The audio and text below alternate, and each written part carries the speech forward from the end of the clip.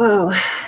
Hello, my name is Tanya, and my passion is logic and reality. And I spend my adult life at this point trying to understand the logic that is creating reality, how human beings understand reality. Now, I wasn't much of a television watcher.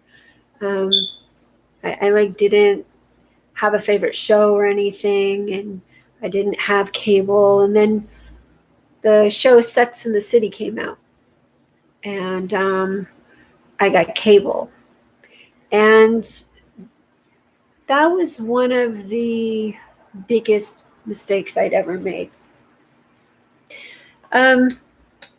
So I'm going to explain logic as I understand logic. I've researched and studied quantum theory. I've researched and studied religion. I've researched and studied the people that run churches, the people that run the government, the people that run the industries, the people that discover medicines. I've researched all of this. Rather than just research what they've learned, I started taking parts of the Bible to try to understand what that meant, like judge not lest ye be judged. So I'm like, where does that apply in physics? Oh, cause and effect. Energy cannot be destroyed. It takes new form. That's physics. In the Bible, it's born into the sins of your parents, keep your enemies close, love thy neighbor as you would love thyself. Now, those get to be a little bit complicated for some people. You know, in physics, you're like looking at particles and you're looking at all of these different things. And then it's my passion to simplify this so that anyone can understand physics. So here I am, like reading Stephen Hawking, right? I'm like reading Stephen Hawking in 2018, 2017, 2018. So I was working at this address. Then I started noticing how numbers create a story and how words and colors and longitude, every single thing around you is a pattern and it tells a story. So I'm like, Stephen Hawking, you know, all of these physicists are writing these theories down in these complex numbers. And I'm like, no, there's a simpler way. Einstein said E equals mc squared. Now, E equals mc squared has to mean something that makes sense to anybody because Einstein said a 7-year-old should be able to understand it. So, as I'm teaching my granddaughter, who is 4, how physics works in reality, she's this logical, insightful being. But I'm not sitting here teaching her math. I don't even know man's math. I'm trying to understand the collective universe. Now, if only a portion of people understand math, and then you have theoretical physicists, you have all different kinds of physicists, right? But then you pay attention to what the Bible says. Now, I'm not a religious person, but I know God exists. But I don't see God as playing favorites. Einstein said God wouldn't roll dice. Now, what that implies is God's everything, so God has rolled dice. However, it's understanding what God is. God is the entire collective energy. It is everything. So people will go around, yeah, I'm God, I'm Jesus. Everybody's like not understanding what that means. So then I'm like, okay, what is this all about? So then you have God, who's everything. everything. And then you have you, and then you have me, and then you have my cat right here who wants me to pet him, and his name is Jake. And you have all of this, but I don't want to pet him right now. And you have all of this stuff in reality, and it's telling you something. Like my cat Jake wanting me to pet him, it's telling me something. It is telling me all kinds of things. It's telling me that I brushed my hair and I put it in a ponytail. It's telling me everything that happens and why. Now, a lot of people will get bored of me talking. I get bored of me talking. But the reality is, I've read books on physics over and over and over again. And I always find out what they're missing. So I wrote Stephen Hawking in 2018. I wrote him in February of 2018. I gave him my numbers, my kids' numbers. Your numbers are your birth date and your social security number, the addresses you've lived at, your credit card numbers. All these numbers tell your story. Now in physics, they know this. In quantum physics, they know this. But I can explain it. And they predicted, these scientists, the smartest people in the world, predicted that the universe revolves around a set of numbers. That doesn't mean I'm like this chosen number, not even close. That's not how it works. What happens is, say I'm this set of numbers and I have these numbers, but my numbers are the same as another person's numbers, because this happens. And then you have everybody that has all of these same numbers. Then that's Einstein's theory of relativity. We're all connected. It's trying to figure out how we're connected. So because I'm a curious person by nature, and because I want to be fair and kind and thoughtful by nature, I started researching, but I didn't do it on my own.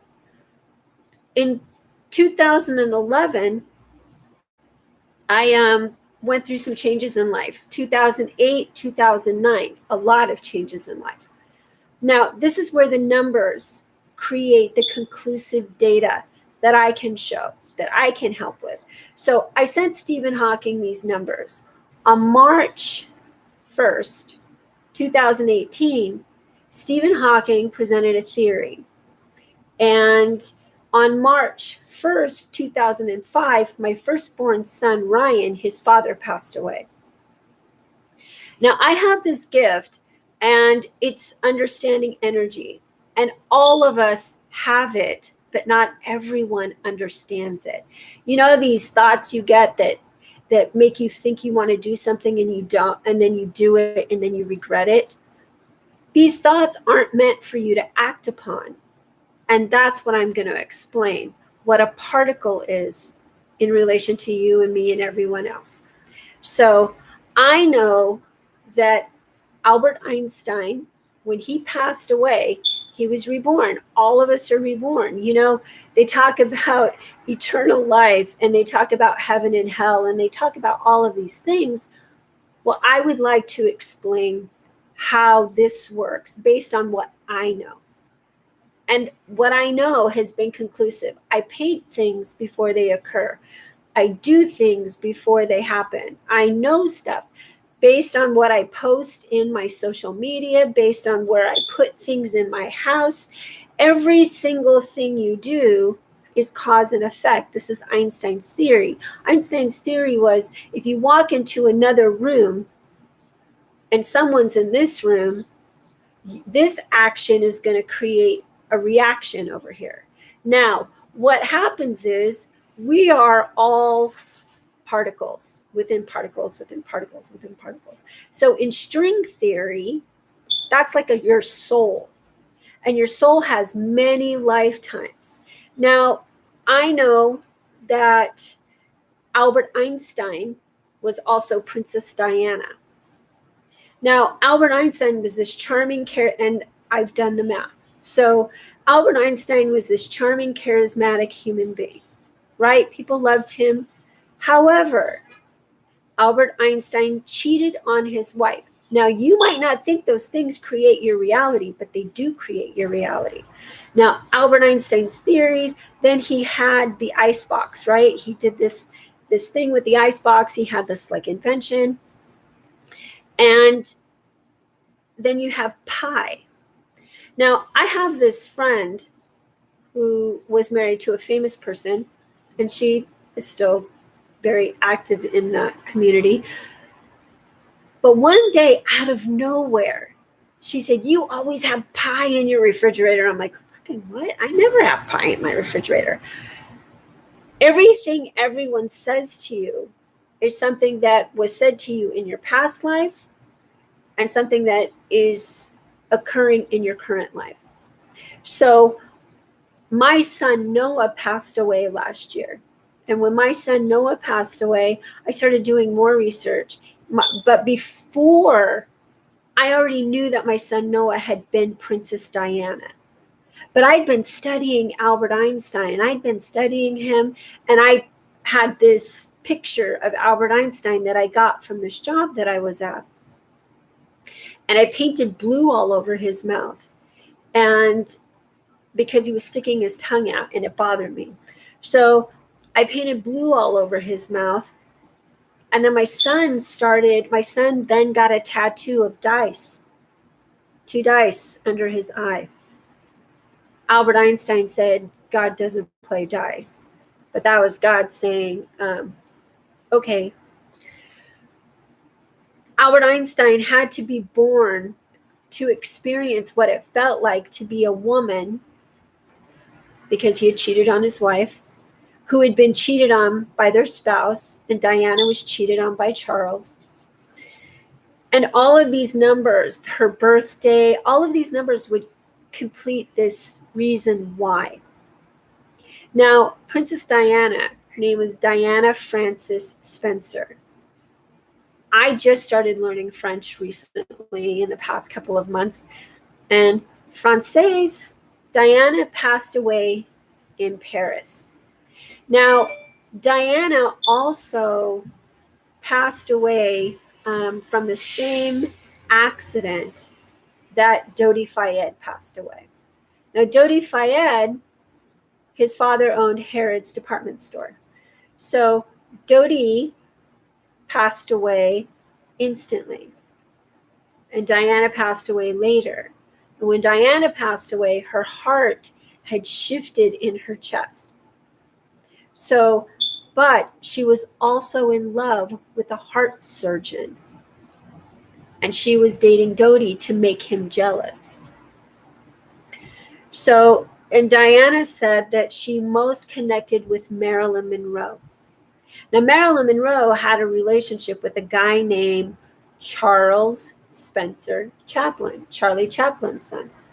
And so when she had this relationship with Charles Spencer Chaplin, she got pregnant, but she didn't have the child. That child, the intention, a child is considered intention.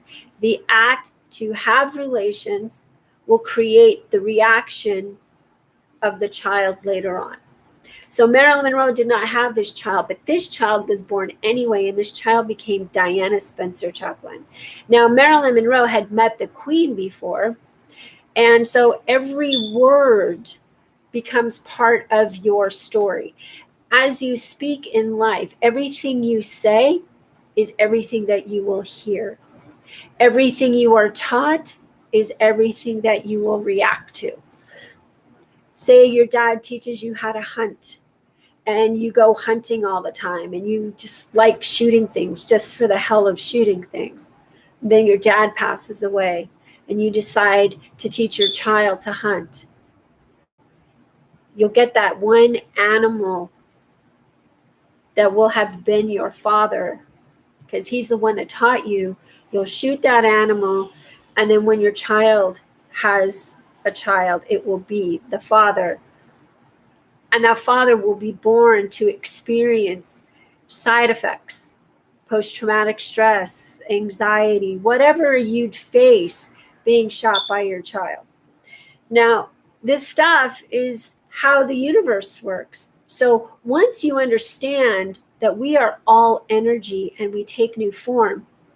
When you die, you're reborn to face what you left behind with the intention of how you left it behind. Say you die accidentally and it's because of something you did. Maybe you were in medicine and you terminated a life on accident and it wasn't your power, and then it would follow you. If you're a doctor, in another lifetime you'll be a patient. Every patient you judge, when you're a doctor, you will experience your children being judged. Your children are born unto you as their own soul.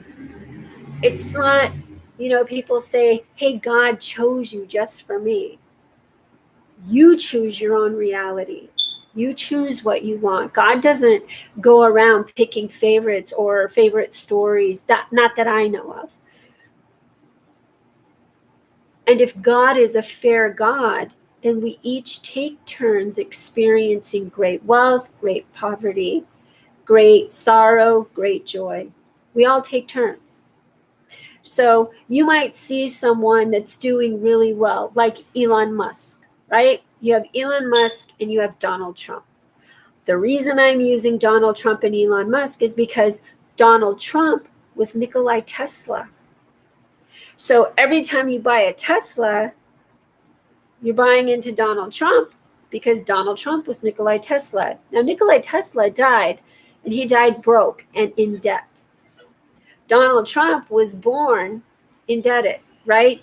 His soul was already going to be indebted. That's why he keeps filing bankruptcy. That's why he keeps talking, and his energy was everywhere. That's because Tesla's energy is everywhere. But now, because Donald Trump is facing all of these criminal charges, and I didn't vote for Donald Trump, but I don't want to own a Tesla either. So you have Donald Trump, and everything that Donald Trump experiences will unravel Tesla. These people keep driving their cars on auto, and they keep dying in these Teslas. Now, Tesla, whatever happens to Donald Trump, will decide the fate of Tesla. And every dollar that Elon Musk makes from Tesla that Donald Trump loses, Elon Musk will lose.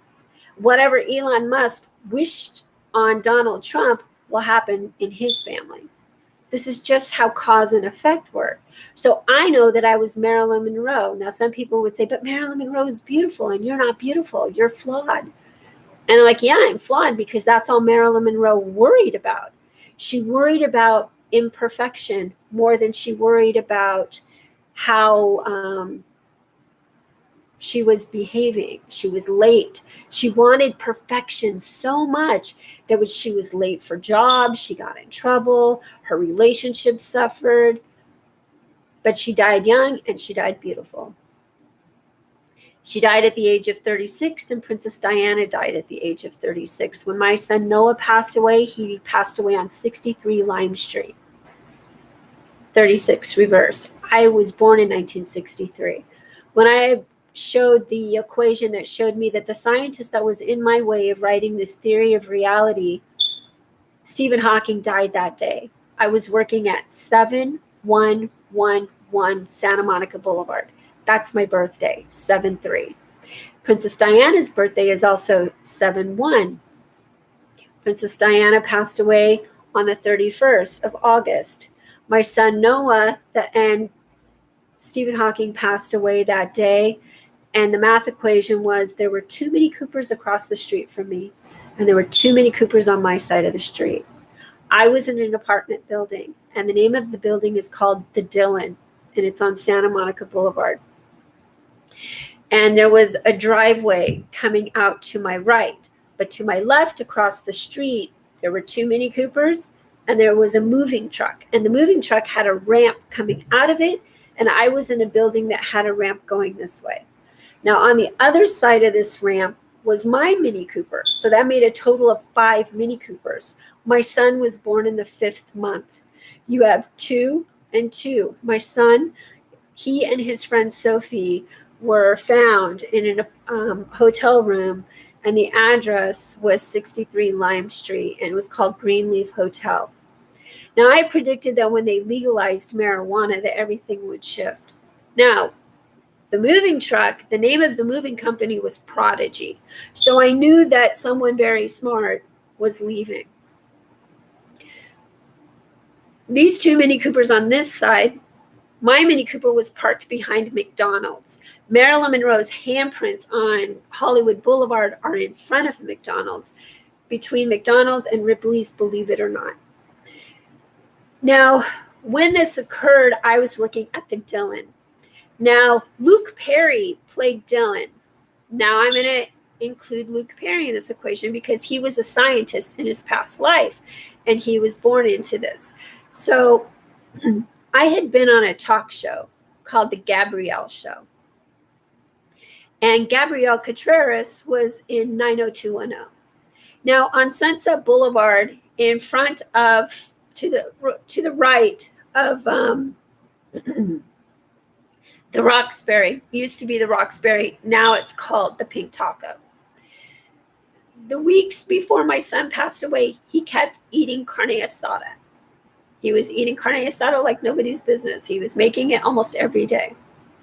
But the weeks, right before he passed, I ordered his favorite food from the 12th into the 20th. And I ordered takeout. Now, all of these things, the receipt, the portions I ordered, everything tells a story.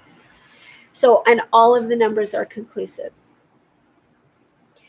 So there was a billboard and it had the cast of 90210, but Luke Perry wasn't in the final 90210, but he was across the street at this bar I used to go to called Dublin's. And Dublin's, they took down Dublin's Irish pub and they built something else called Sunset something. So, and it said Luke Perry is Scott. Now, Luke Perry's last role was Quentin Tarantino's movie, and he played a guy named Scott. Now, when I was working at the Dillon, I was working for a guy named Scott, and Scott got a pay rent or quit notice on the 4th of March in 2018. Luke Perry passed away March 4th, 2019, 1 year later. So I'm learning that a year and 100 years seem to be these pivotal moments, and there's some kind of evolution that occurs within a year and 100 years, and everything else in between is a little different. So I was at the Dillon on March 4th. I was also at the Dillon on March 14th, 10 days later. And that's when Stephen Hawking passed away, and that's when the Mini Coopers were outside. So, and Luke Perry's fiance, when he passed, her name is Minnie. And also, Luke Perry passed at the same hospital my son was at when he was in a coma. And the same woman that consoled me in the hospital for my son is the same woman that consoled Luke Perry's fiance when Luke Perry passed. This is called a conclusive, complete theory.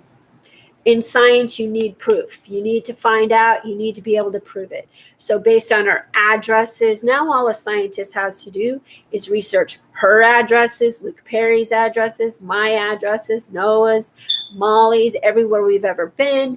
And then you have this incredibly conclusive equation. And these scientists are working on this equation. So, and I won't go into detail, but it's my duty to look out for me. It's not their job to look out for me. These scientists don't care about anybody but themselves and being correct. And the thing is I used to be Isaac Newton. So if you want to know what happens to a scientist, this is the process of getting the information that you want. Now, Isaac Newton, when he was writing his theory, he was writing it during the plague. And he was holed up with this man, and they were both working, and Isaac Newton didn't want to have sex, none of this stuff. Same thing with me. I'm paying attention to my energy because my energy creates my reality. If I'm careless with my energy, then my reality appears less cared about. And I genuinely care. I genuinely care. I'm finding that I learn more by the confrontations that I have with strangers, and it teaches me more things. But however, my son Noah passed away last year, and Dodi Fayed was reborn, and Dodi Fayed became Paris Jackson.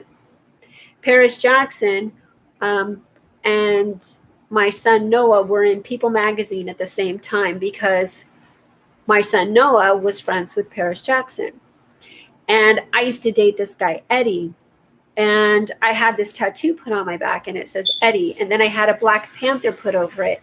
But if you look at my dog, Daisy, like if you're standing over her looking at her, she looks like the tattoo on my back. And I got the tattoo before I got Daisy. And Daisy entered my family in 2011. And Daisy was Michael Jackson. Now, Michael Jackson, before he was Michael Jackson, he was a scientist and he invented Dr. Pepper. So that's why Michael Jackson would end up evolving into manifesting into the king of pop. It is also why Michael Jackson would have a hard time sleeping, because what does caffeine do? It keeps you awake. So what happens is if all of these people around the world are drinking this soda, then Michael Jackson had all this energy and he's like dancing. He just kept moving. He kept making music. Why? Because people kept making sounds. People kept making noise. People kept moving when they're on caffeine. So he would experience the cause and effect. That's what a particle is. A particle is something that is, you're continuing to experience reality. And then him being Michael and him being a scientist, that's like duality, because whatever the Dr. Pepper company is making, Michael Jackson has to profit from it too. Only then he did the Pepsi commercial and then he was injured. Now, the things that occur, what happens is whatever you do and how it impacts everyone else, you're accountable for some of that energy. And we're all aligned to pay for our energy. Some people call it sins. Now, a sin is something, it's easy to call it if you're judgmental. If you're saying you deserve to be punished for that sin. Now, you might not know that your grandpa did the same thing in his past life that you're judging someone for doing in this lifetime. And you see someone on the news and you're like, that person deserves to die. That person deserves to suffer. I hope they blah, blah, blah, blah. And all of a sudden, grandpa drops dead because grandpa did it first. So, and if you carry that hate, that's why it says keep your enemies close. I had a relationship with this person and we lost a child. And the woman, his spouse, I didn't know. I thought he was separated. She called me in the hospital and congratulated me on the death of my child. Now, she has no idea that when she gave birth, right after that, she gave birth to the soul of the child that I lost. Therefore, the child that I was worried about is now protected by the people that I thought were better than me. But then what happens is those people did all kinds of things that they'll have to pay for. And that's between them and the universe. I'm not wishing bad stuff on them. I'm wishing peace. And whatever lessons they have to learn to be peaceful, loving beings, then that's what they have to learn. Now, my son Noah was Princess Diana and Albert Einstein. Why would he be my son?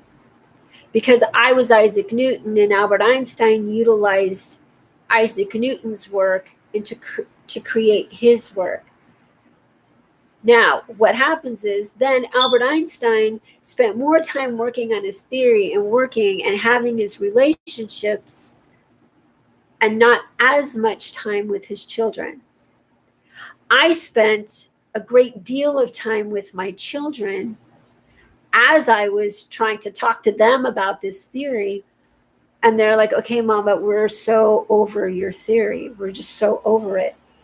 Albert Einstein had to experience living in a home with a physicist that nobody believes until that moment when those scientists that believed in Albert Einstein took his theory. There was a solar eclipse, and they proved that light could bend, do whatever Einstein wanted it to do in his mind. They proved it.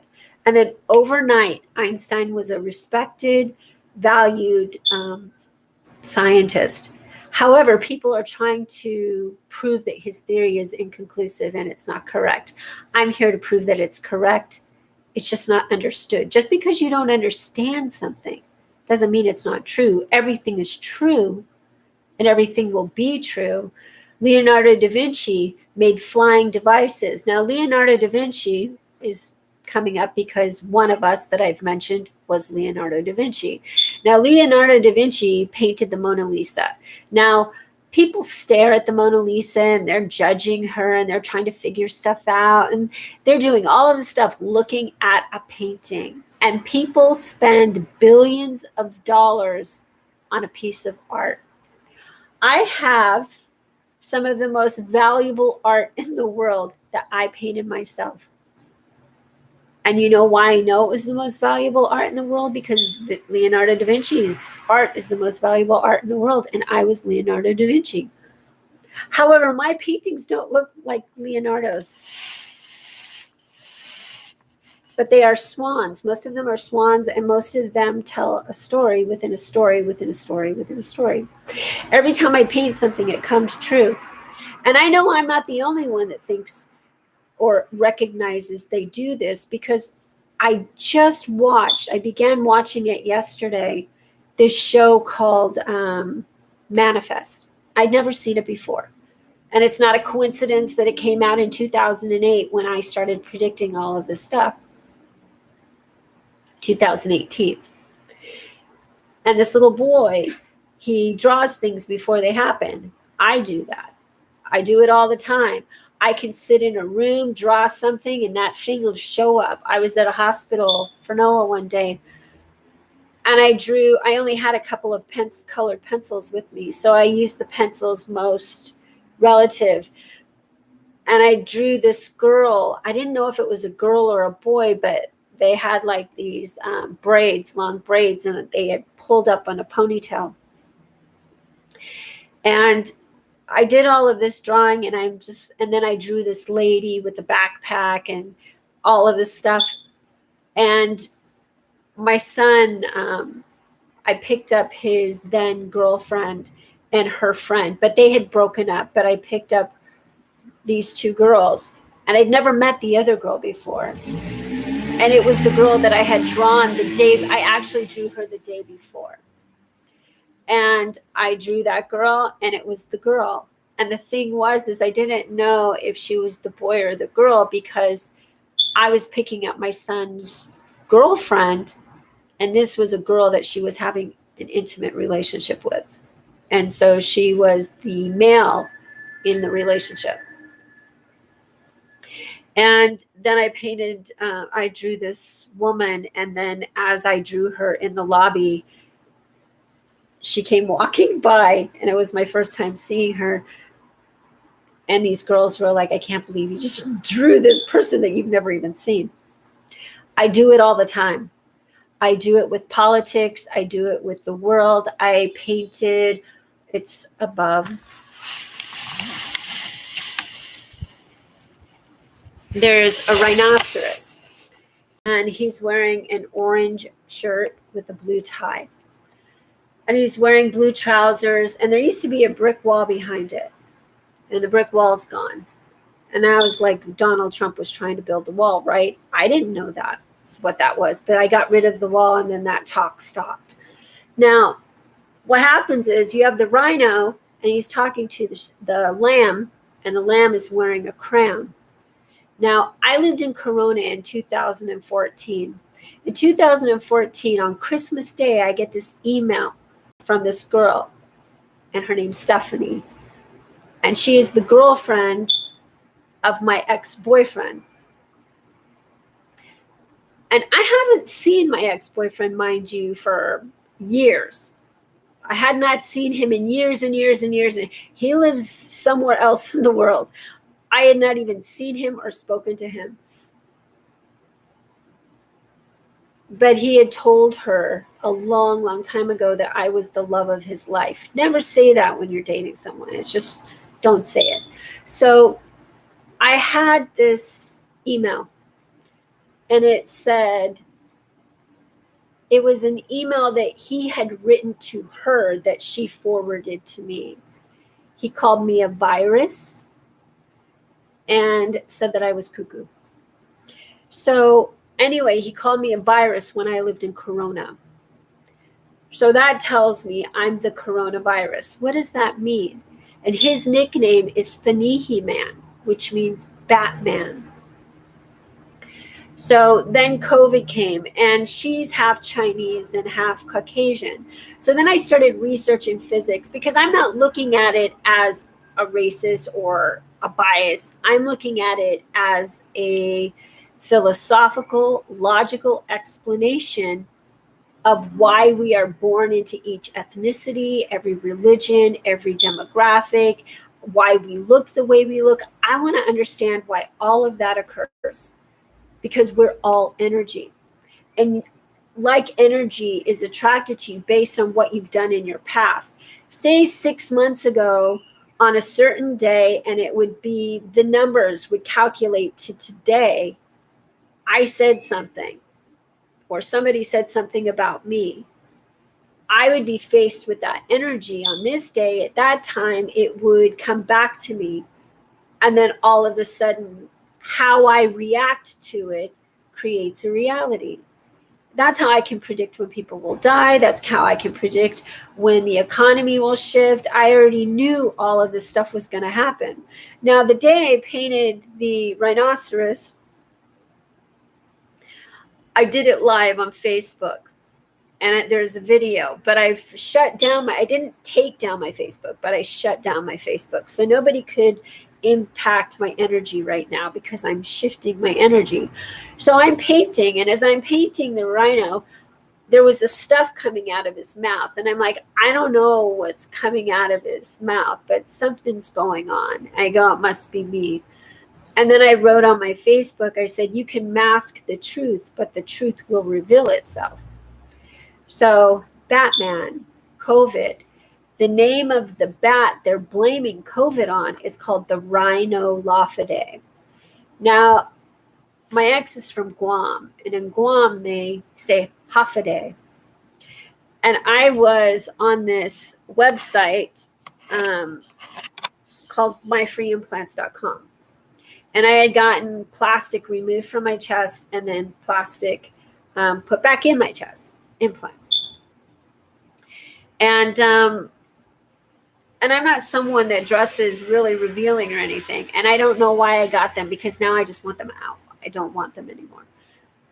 But on that website, when you attain the resources to pay for your surgery, it's called HOF. So every word tells part of a story. Every experience tells part of a story. Now, when I was in there, I didn't pose risque or anything. I just said I was there to have my implants removed, and I needed help paying for the surgery. And someone donated almost all the money. And I spoke to them a couple of times, and the surgery was $10,000. So that meant that person owed me that amount of money from past life. They had made money off of my likeness. Now, what happens is the girl that was friends with this person, that she was posing as Marilyn Monroe photos. She did a series of she was obsessed with Marilyn Monroe. And so because she was obsessed with Marilyn Monroe, and she made money off of the likeness of Marilyn Monroe, then I was ending up being repaid.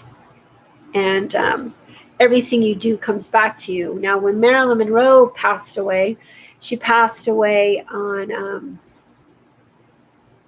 August 4th, but they found her body on August 5th.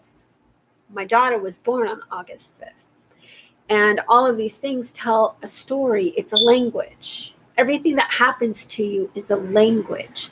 And so that's the universal language. That's the language of the universe. So you can understand anything in the universe. Now, in the Bible, it says that language was created so we would not really speak to one another. Now, the thing is if you pay attention, you're actually speaking to everything all day, every day. Every lie you tell becomes your reality. Michael Jackson sang about it in one of his songs. He said, my mama said, be careful because the lie becomes the truth. And Michael Jackson also sang about dog food and then dogs. And now my dog is Michael Jackson. But Michael Jackson was related to me in a past life. So all of us end up where we're supposed to end up. And it's reality. And it's an equation. And so Marilyn Monroe posed, everything you do becomes your reality. So Marilyn Monroe posed in a billboard for March of Dimes with two girls that were crippled. I think one had polio, I'm not sure, and one had a club foot.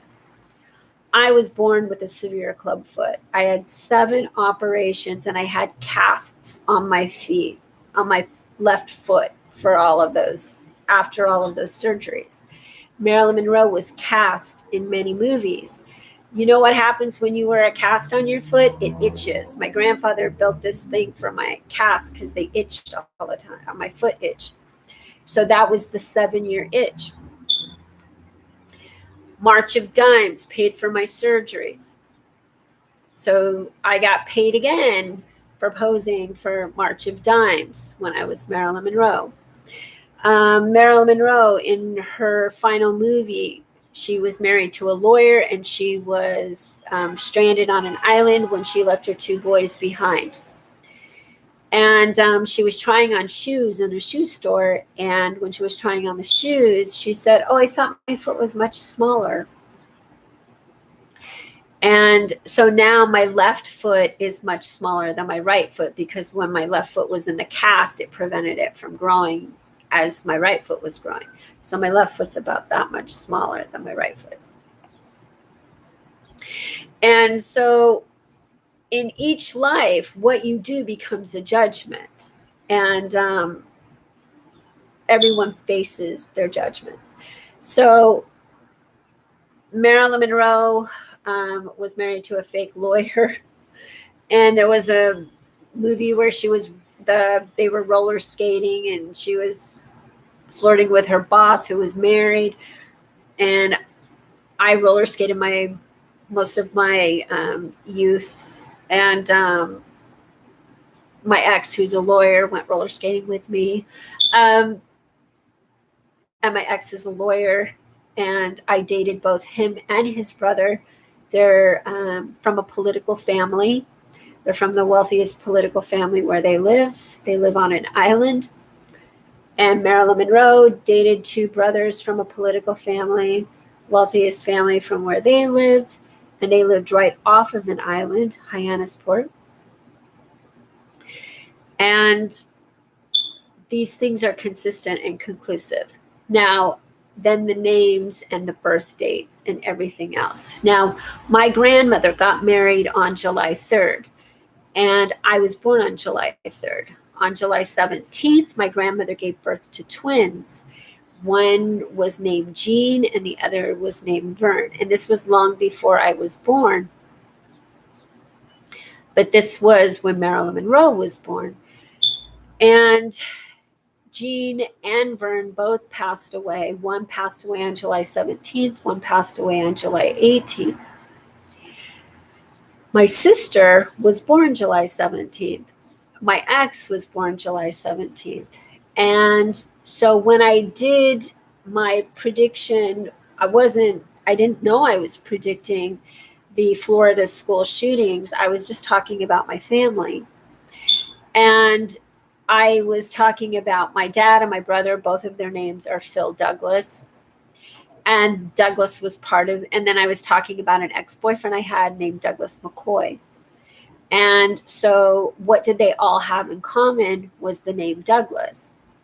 And so Douglas was part of the name of the high school. Then I started talking about my ex-husband. I only have one ex-husband, and he went to Florida. He was a Florida Gator. And so then the Florida school shooting, and 17 people died and 17 people were injured. And the 17 of my sister's birthday and the 17th of my ex's birthday, women can procreate. So that meant 17 people would live. This is how physics actually works in real life. This is not me sitting down doing a math equation. The math is already done. I just try to figure out how the language works. I'm learning this language that is the universe's language, and everybody speaks it. So I'm not, and as I learn French, I'm learning that different words have different meanings, and that creates the hypocrisy. And then it manifests into geography. Now they believe that humans evolved from apes. I'm going to explain how that works.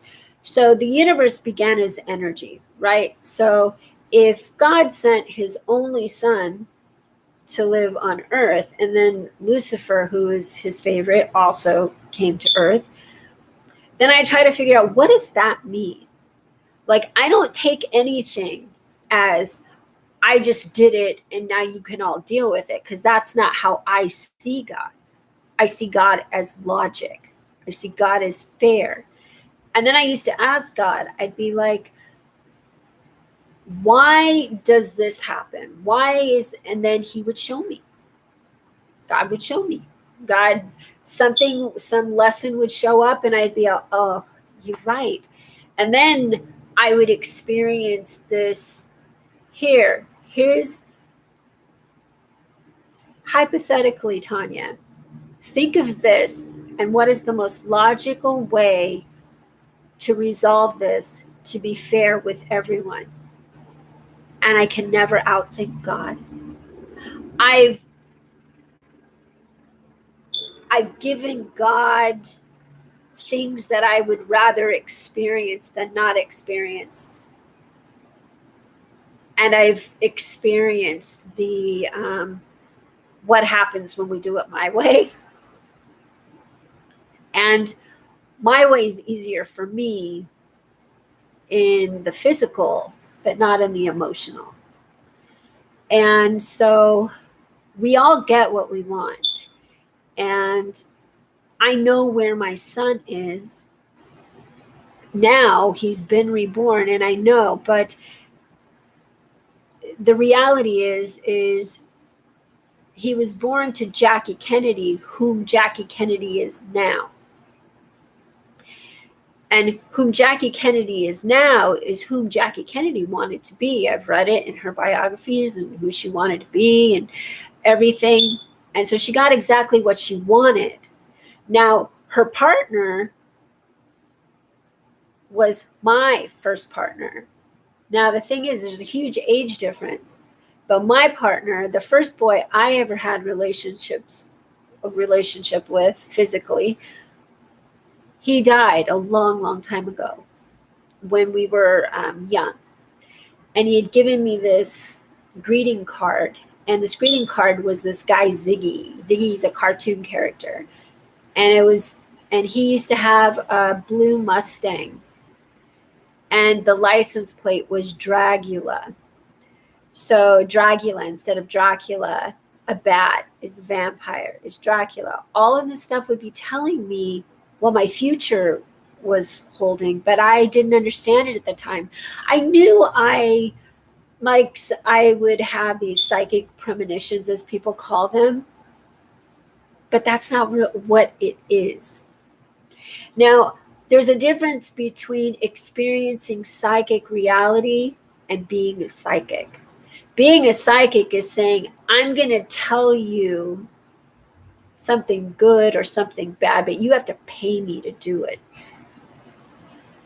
Now, for me, when I do readings or whatever, I tell people you can pay me what you can afford, or if I'm doing a certain thing, I'll be like, whatever. And then people will write me and they'll say, I don't have the money to pay you right now, but can you? I'm like, sure, I'll still give you the reading. I'm not going to tell you no, because the reality is, this is what I love doing. I genuinely love learning this language. But just like learning French, I can only learn so much at a time before I'm just like, ugh. I'm having a hard enough time trying to understand myself sometimes, rather than just learning everybody's language. Now, in physics, what happens is I can predict things that will happen, and I don't even realize I'm doing it when I'm doing it. And I'm just like, oh, I did it. So Stephen Hawking, go back to Stephen Hawking on March 14th. He passed away on Albert Einstein's birthday. Albert Einstein's birthday. So then you have my son, who overdosed on August 21st, 2018, and was in a coma. He was in a coma and he was in care for 4 months. The day he woke up from his coma was the day Banksy shred his girl holding the red balloon painting. And my son went to bed, and he had this shirt. The company's called Play, something Garcon or something. But it was a big red heart and the eyes were wide open. And he had that shirt on when he went to bed, and when he woke up and had a bath and changed his shirt, he woke up as Banksy was shredding this painting. So everybody's connected. It's just figuring out the math. So then Noah's new parents, the mom would, I have this painting in front of me that when I paint on it, and then I look at her social media, she posts whatever colors I paint, whatever patterns I paint, she posts. And I was just talking to my daughter about getting roller skates from my granddaughter. And then this person posted roller skates on her post that her sister gave her. And her sister's nickname has the word bear in it. Now, my son designed clothing, and when my son designed some clothes and he put them on this website called Grailed, this musician bought his pants and then wore them on stage over and over and kept wearing them in photo shoots. He also wore them on his album cover, and his name is Black Bear. And then when my son was in rehab, Black Bear was the name of a restaurant right by him. Cole was the name of the street by him. Daisy was the name of the street by him. Cole is my grandfather's name. Now, all of these streets tell me who these people are in relation to my son's past lives. So then I'll research historical events, and then I'll go through all the numbers, the streets, the universities, where they were born, how they were buried, everything. So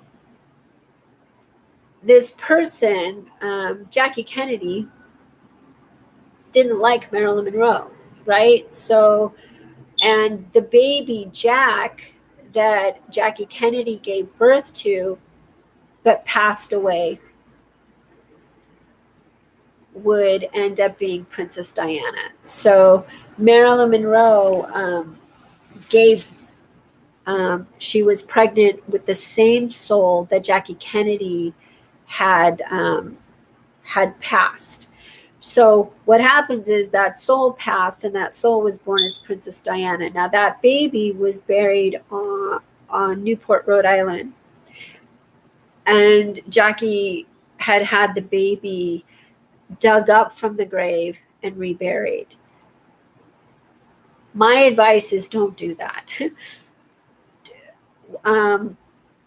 When you take something out of the soil, you are changing your future and the future of that soul.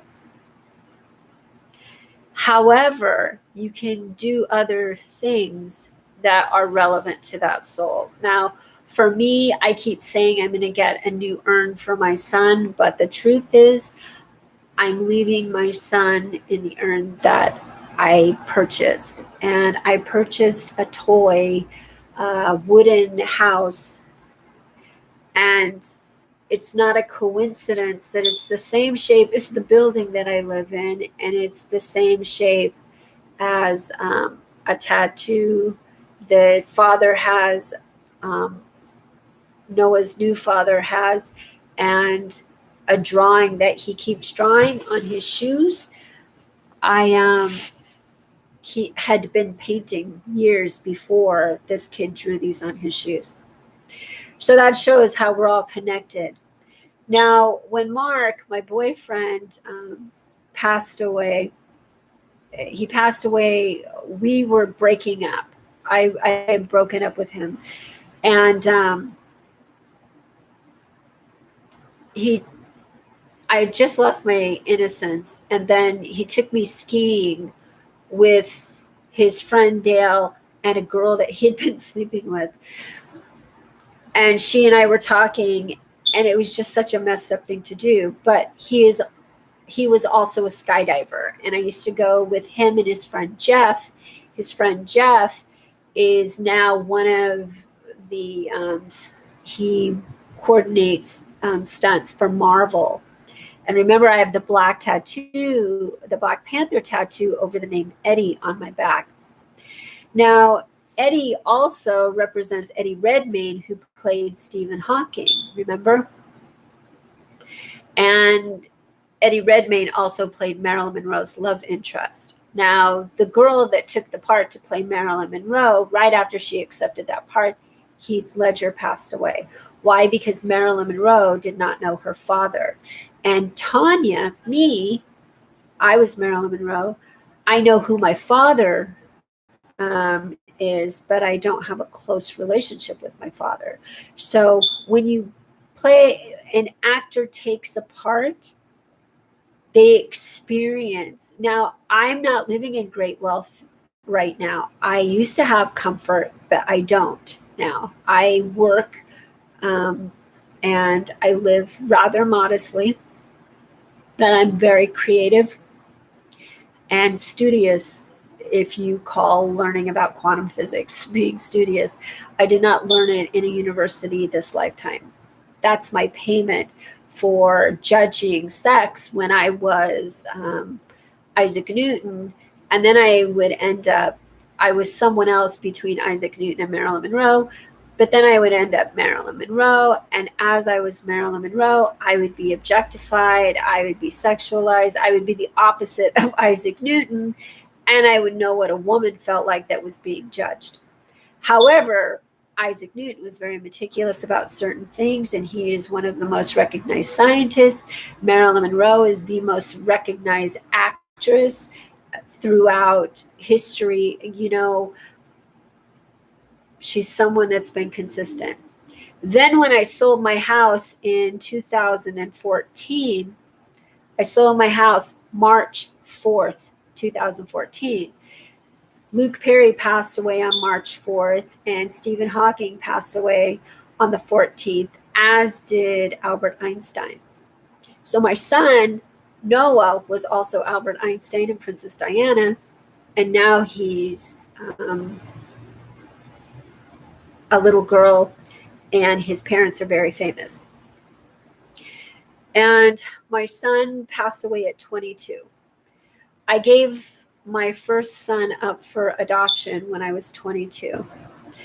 And My son was born 5/22/98. My first son was born 11/5, and my daughter was born 8/5. Marilyn Monroe had 2 baby toes on her left foot, and she had one surgically removed.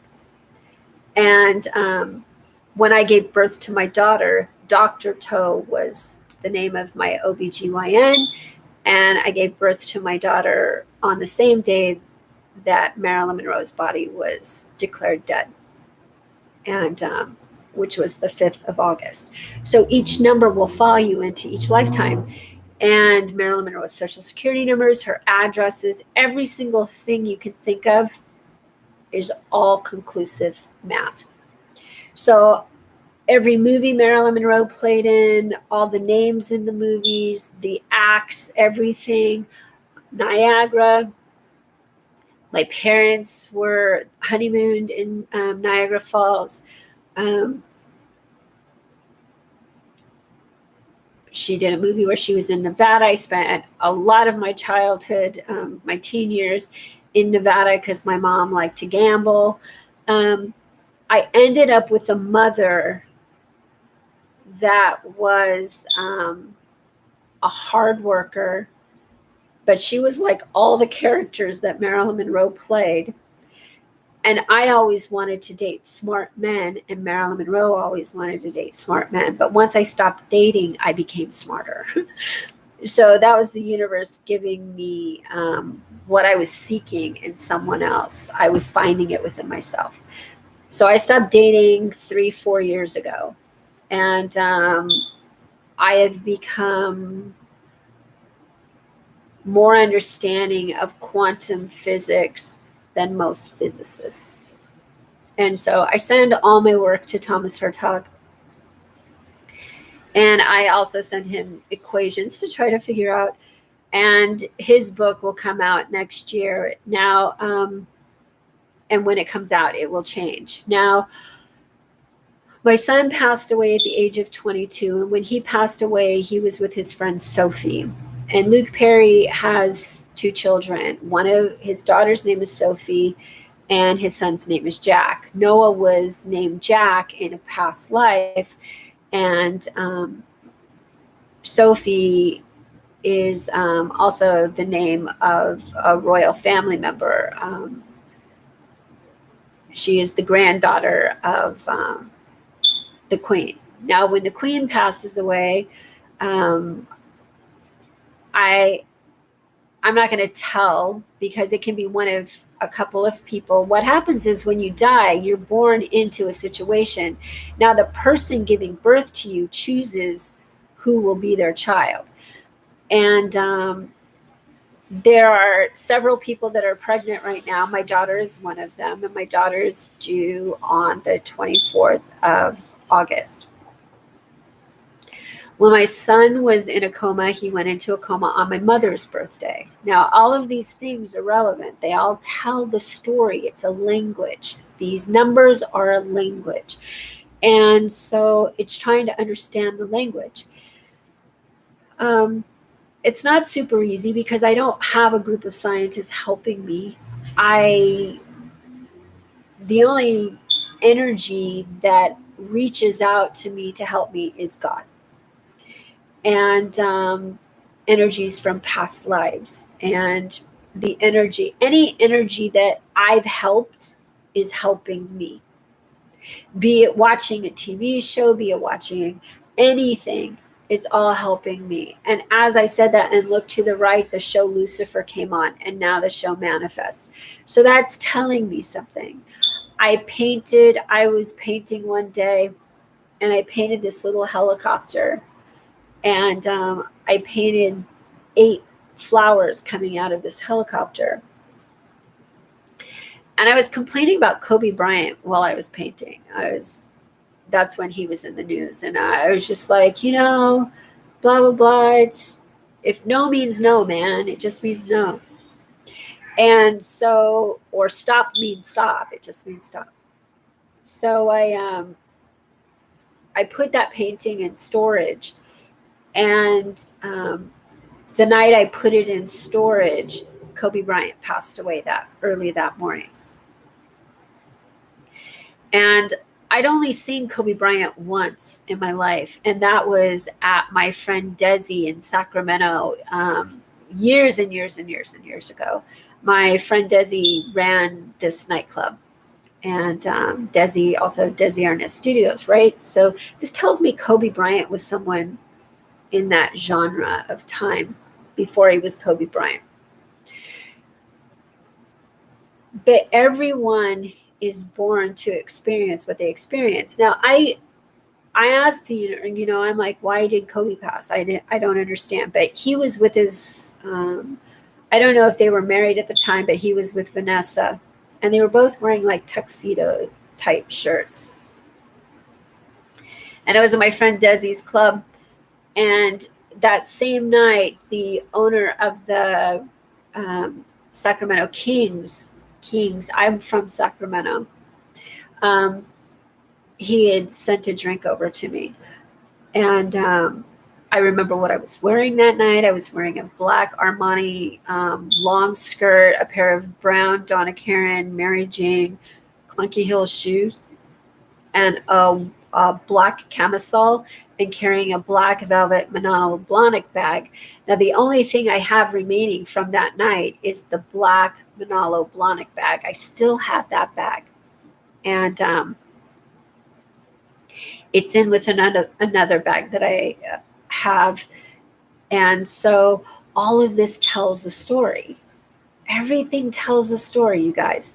Everything from your past, everything that happened in history, it happens again and again because it's called a paradigm. It's because you have to experience it from a different perspective. All of the people that are really rich now are going to be all of the people that are really poor later. And what happens is all of the judges sentencing people for crimes, they end up becoming the prisoners. Then they end up becoming the homeless. The rich people end up becoming the homeless. The psychiatrists and psychologists that just dish out medicine to profit off of other people, they become the homeless. So pity no one. God said to pity no one. And I wanted to know, what does that mean?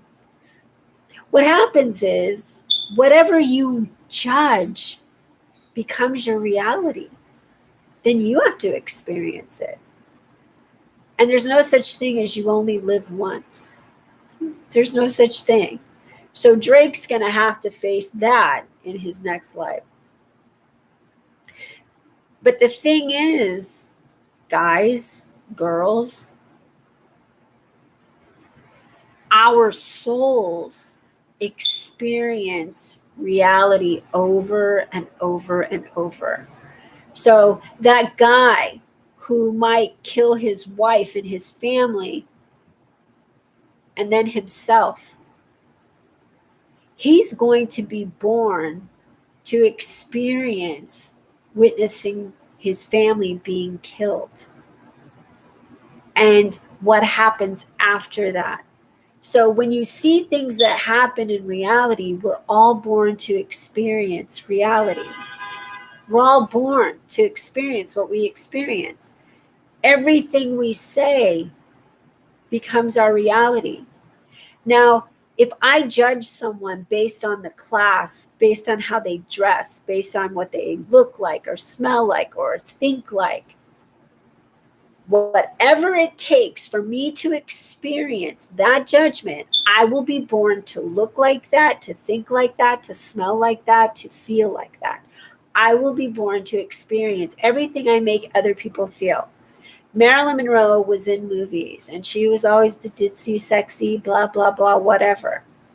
But that probably made really smart women feel bad because she was getting all this attention and they were doing all this work. Then if someone wasn't born beautiful, they're doing all this work and they're still not getting all this attention.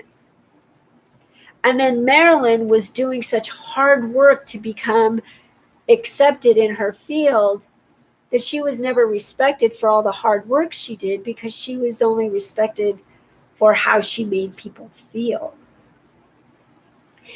And so in this lifetime, like Marilyn Monroe is me. And I take really pretty pictures if I want to, but in person, you can see my skin's ruddy. And that's because when I was Marilyn Monroe, I didn't want ruddy skin. I didn't want wrinkles. I didn't want to get old. I'm almost 60 years old now. So what happens is when you get older, I mean, like if I take a photo, I don't have to Photoshop. I could do lighting, and people will say, damn, lady, you look good for almost 60. However, when you tell someone, hey, I was Marilyn Monroe, they're like, she was beautiful. I'm sorry. I'm like, you think you're going to get the same thing in every lifetime? No, no, no, no, no, no, no.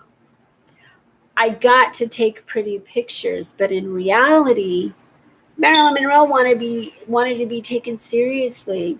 She wanted to be recognized for who she really was. In this lifetime, I got called the nicest person people ever knew, the patient, loving, kind, generous person, and really wise. I get told I'm smart, I'm wise, a lot of things. But I also get called old and ugly and all of these things by just a very select few people.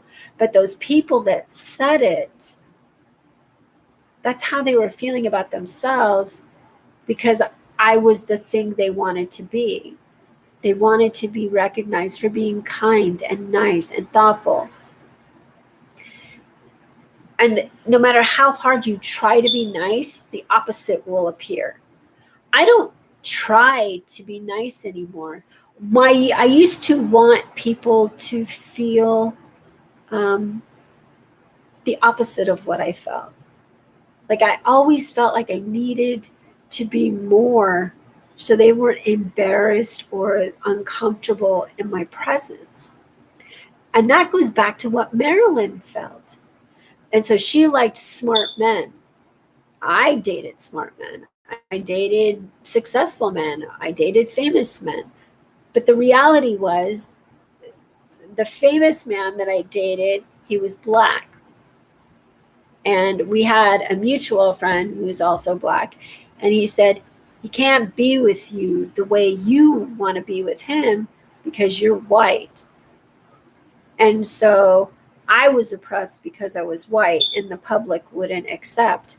But if I was Marilyn Monroe, that guy would have been all on it. He wouldn't have cared if I was white. He would have cared that I was Marilyn Monroe.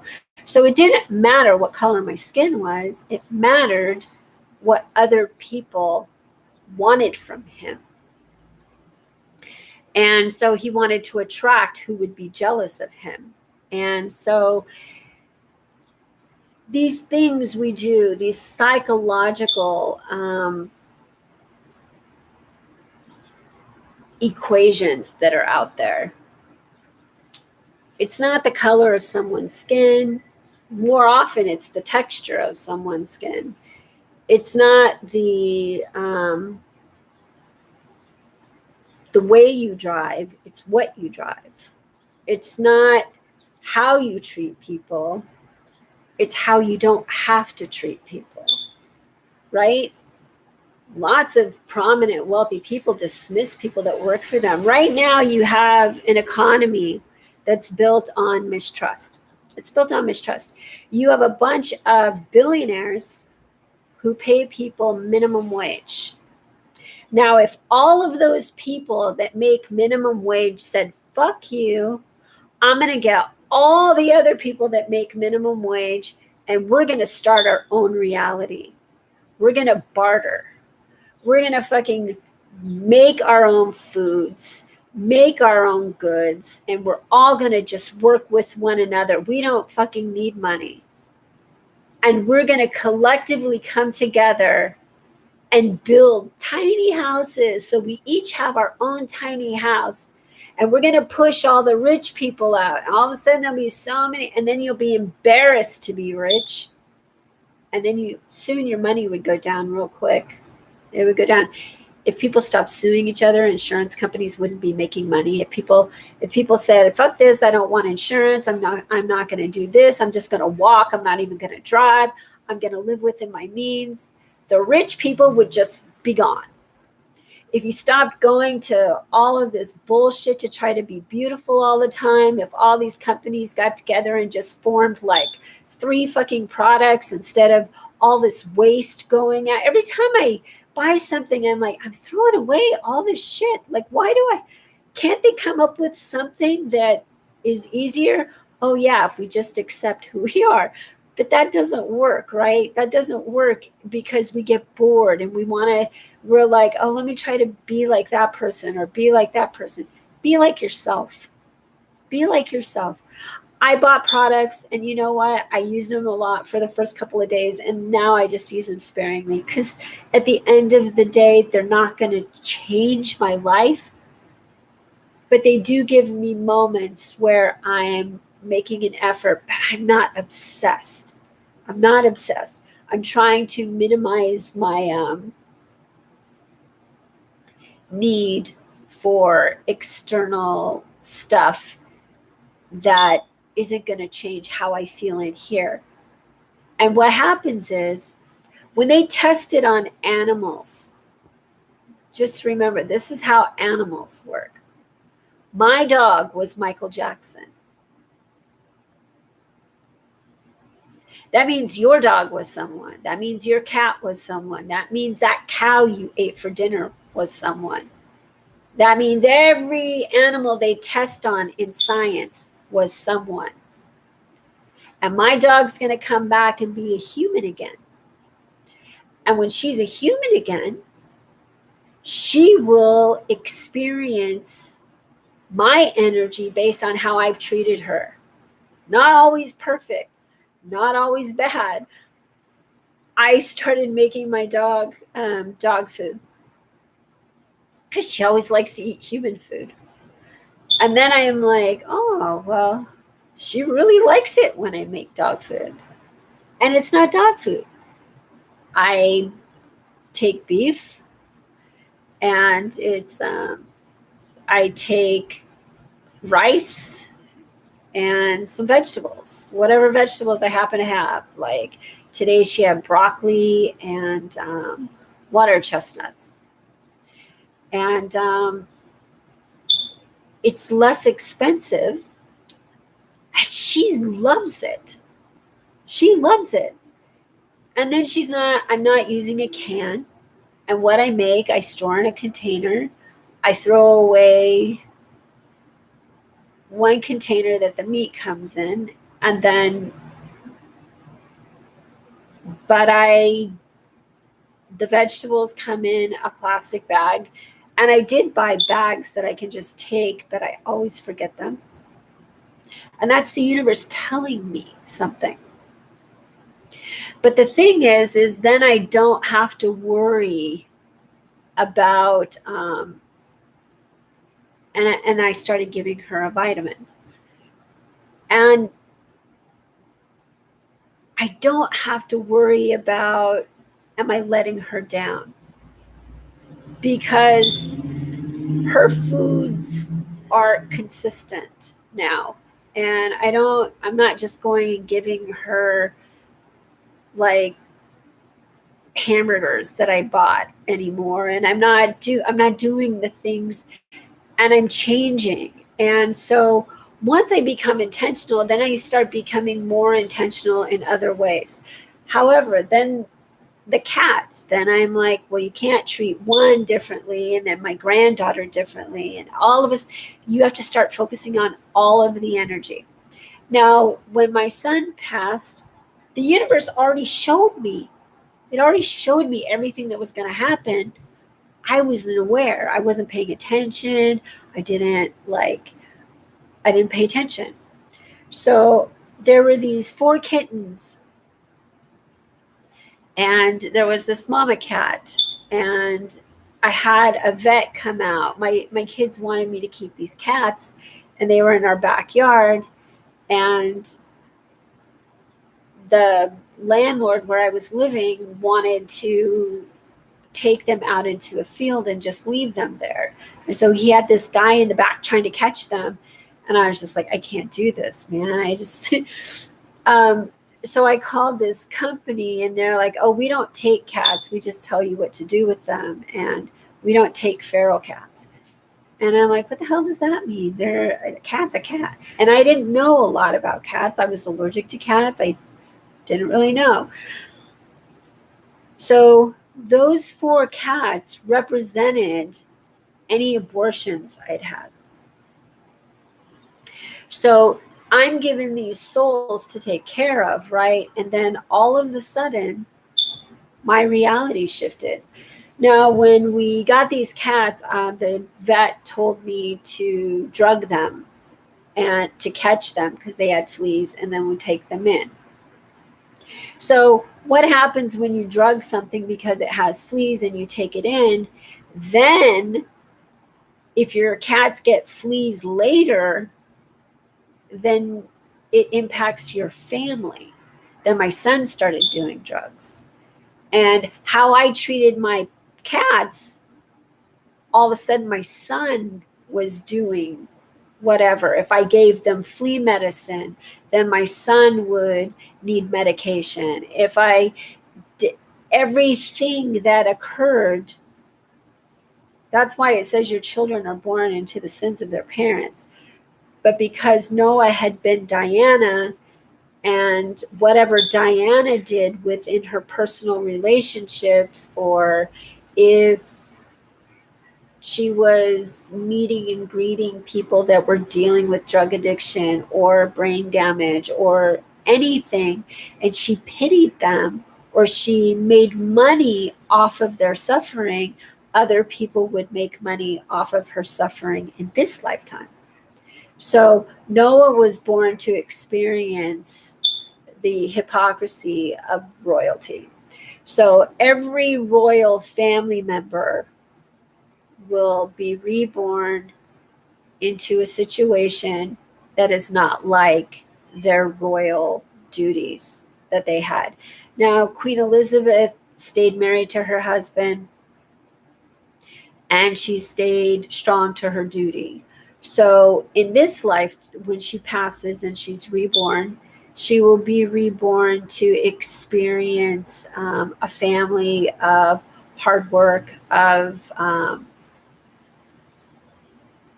trying to do the right thing, of duty, of service. And she won't be poor, but she will be born into a very different situation than she was last lifetime.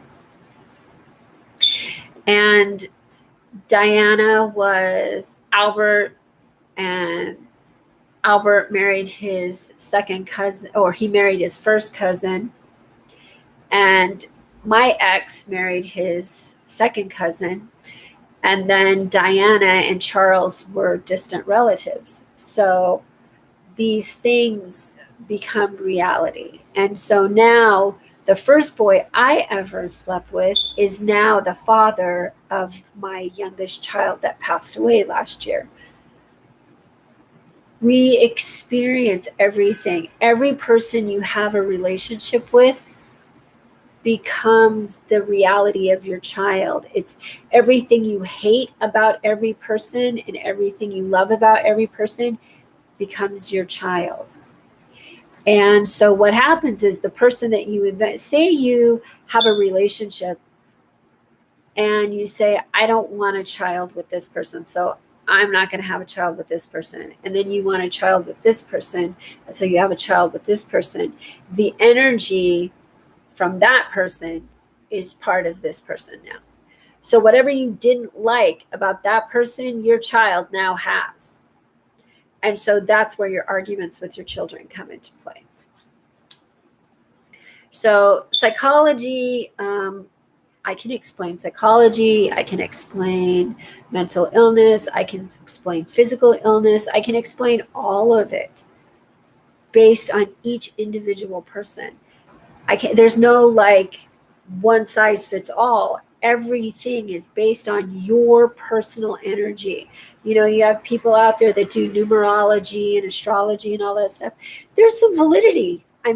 But they're not conclusive. If they say, oh, you were a warrior princess, I'm like, show me the math. I'm going to ask for proof. I'm like, okay, what was that princess's name? Where was she born? What tribe? Everything. They're going to be missing years that weren't public years, but everybody has a public imprint. You're either yourself, someone that was written about in history, or their child, or someone that was a celebrity, or someone that was political. Your every single life is connected to one another. It's just figuring out where it began. And that's what scientists have done.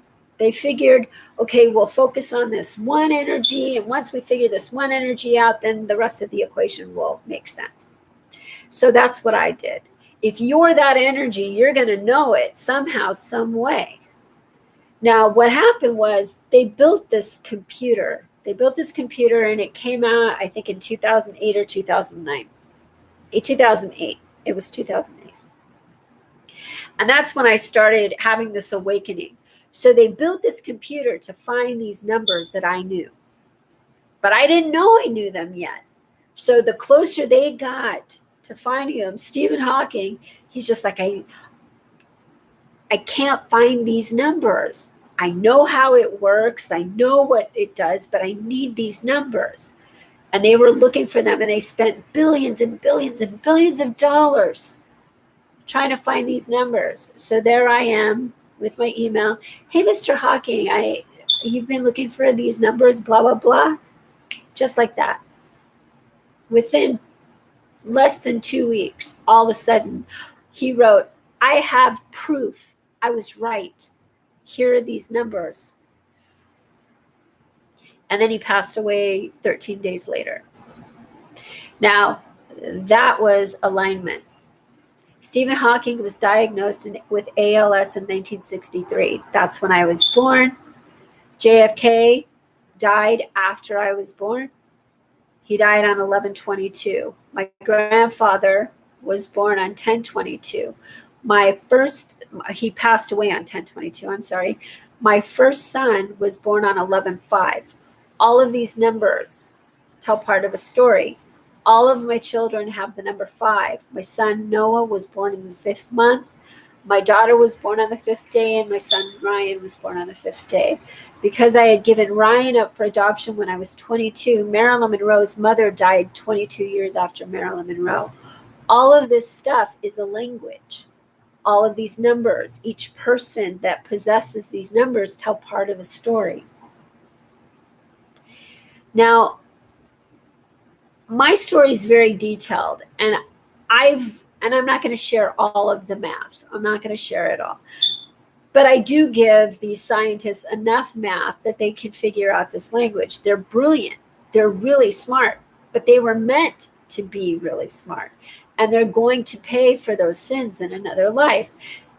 Do you realize that if I'm a scientist and I come up with this theory and someone uses it for evil, firstly, that person will come back, and all the evil that's caused through them, like if you see someone out there and like Hitler, right? You see Hitler as evil because Hitler burned a lot of people. But Hitler was a vegetarian. He didn't eat animals. And if you know that animals are just as much life as you and I are, then you know that whatever you do to an animal will be done to you. You'll be aligned. And so what happens is, like this in history, this tells me stuff. There's this fish at the bottom of the ocean, and it's called an Eilish. And now you have Billie Eilish, who's a famous singer. Billie Eilish grew up in Highland Park. I grew up in North Highlands. Eddie Griffin, that black comedian I was telling you about, the name tattooed on my back, That guy asked me to have an abortion, so I did. That child was then born and became Billie Eilish. However, Billie Eilish was Martin Luther King before she was Billie Eilish. And then if you start listening to the lyrics of her songs, you'll understand her soul. I had a dream. Who else had a dream? Martin Luther King. I got everything I wanted. She got what she wanted, but she's not sure if that's what she wanted. That's the soul of Martin Luther King saying, oh my God, I fought for the rights of Black people and I had no idea our souls are all connected.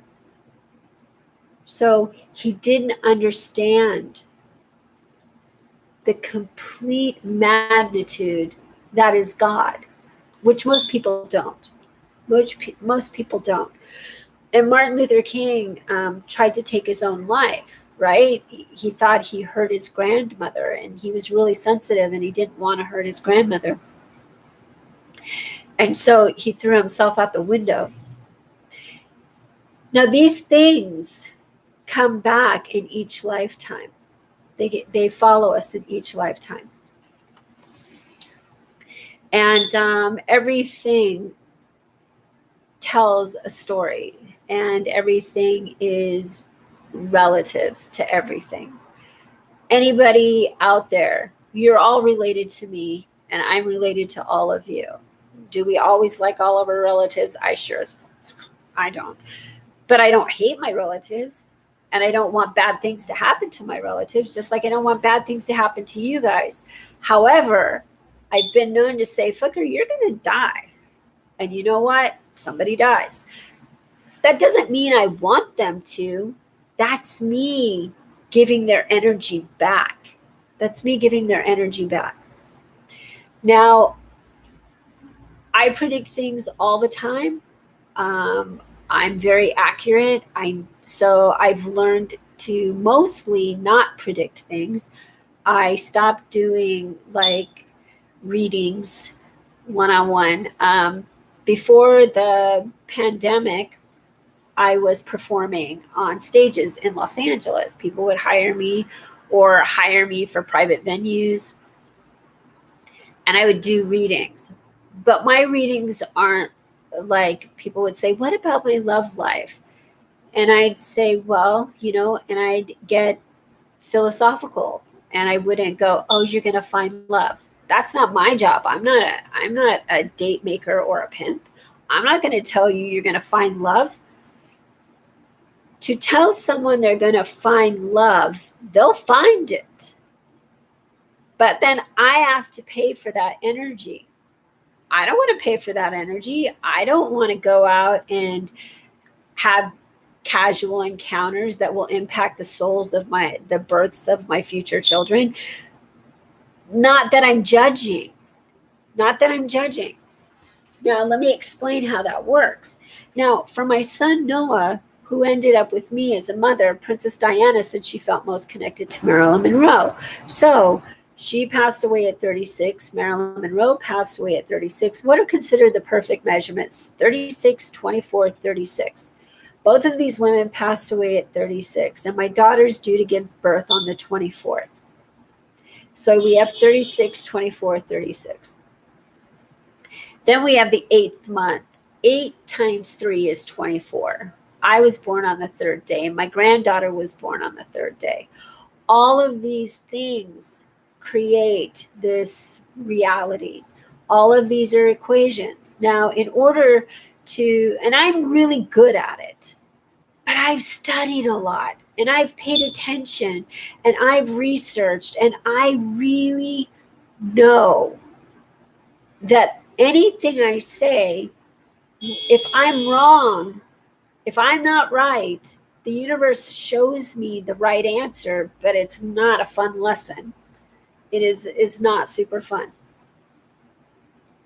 So my advice, if I ever give any advice, ask the universe for what you really want. Not what you think you want, but what you really want. For me, I want peace.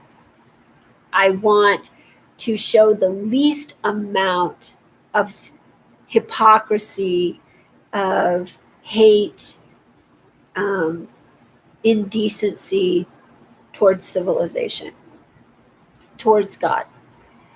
But what happens is when I'm aligned to pay for a lesson, a sin, my energy, I get really hostile that day. Like today, I was like really not happy for a moment this morning. But that tells me that something in my life is shifting, and I get mad about it before it happens. Like in 2009, I was in front of a church and I was screaming at this church, and I screamed, "You killed my son." I had no idea that my son was going to die. I felt like I was a male energy screaming at the church for killing Jesus. Now, this energy that is part of me, that teaches me, is I call this energy God. However, I don't know if it's God. I don't know whom it is. It's never said, "Hey, I'm this guy," ever. So people that go around saying, "God told me to do this, God tells me to do this, I'm your freaking preacher, I'm your pope, they're all liars. That's why they're doing what they're doing, because none of them, firstly, God isn't boastful. God wouldn't ask you for any money. Why wouldn't God ask you for money? If God is everything, that money means many. Let me tell you what that money means. When money was made from cotton and paper, well, money's made from linen and cotton, or when it was made of trees, paper, right? What happens when you cut down a tree? It dies. When you cut down a tree, it also takes with it oxygen. It takes the ability to produce oxygen and to take in oxygen. So you take all of this money, and then you have money. Money, money, money. Everybody's going money, money, money. You know what happens every time someone does a fucking video and they're floating off money? They're going to lose oxygen. They're going to have moments where they're, "I can't breathe, I can't breathe, I can't breathe." That's why kids have all this anxiety. That's why we're having all these drug overdoses. That's why all of this stuff is happening. Because people don't respect the suffering that goes into each and every single bit of nature. So then you have vegans, right? Vegans are like, "I'm a fucking vegan," driving their cars, exhaust going out there, smoking their weed, fucking cigarettes, whatever, but they're vegan. They're vegan. I'm in yoga. I'm doing my yoga, and my ass is in your boyfriend's face. I'm so sorry. I'm so sorry. I just got to be sexy while I'm doing my yoga. All of that stuff comes back to them. That's why people that are vegans often have health problems. They come back in their next life as really unhealthy. You come back, whatever you judge, you face. So I'm not saying be a vegan. I'm not saying don't. I've had moments where I was a vegan, and you know what? I threw away all my belongings. All of a sudden, I was getting rid of shit. I went from like 140 pounds to 107 or 8 pounds very quickly. And I checked myself into a hospital. Why? Because the universe showed me that I was a hypocrite. And so what happens is, and this is how I've learned, I pay attention.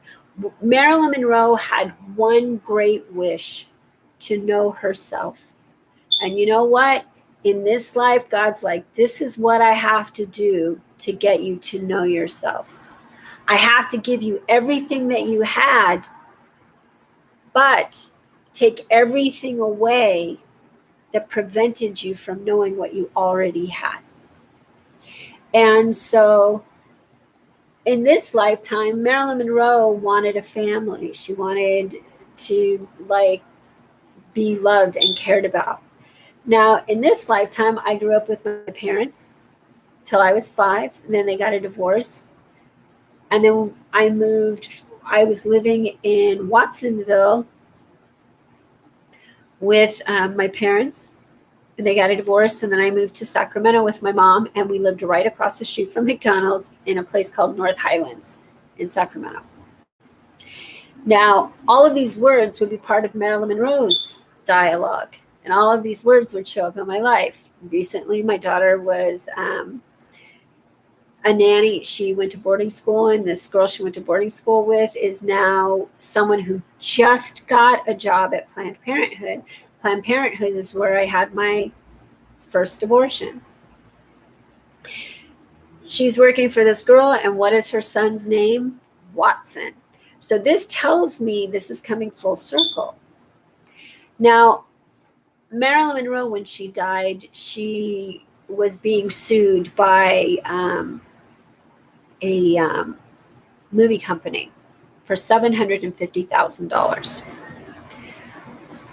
When I bought my house with my ex's money in 2005, which also was the same year that my first son's father passed away, right after I moved into the house, and the same date that Stephen Hawking had his theory, with my words. These are all part of the language. So in 2005 is when I bought my house, in February of 2005. On February 7th was the day I met my ex. And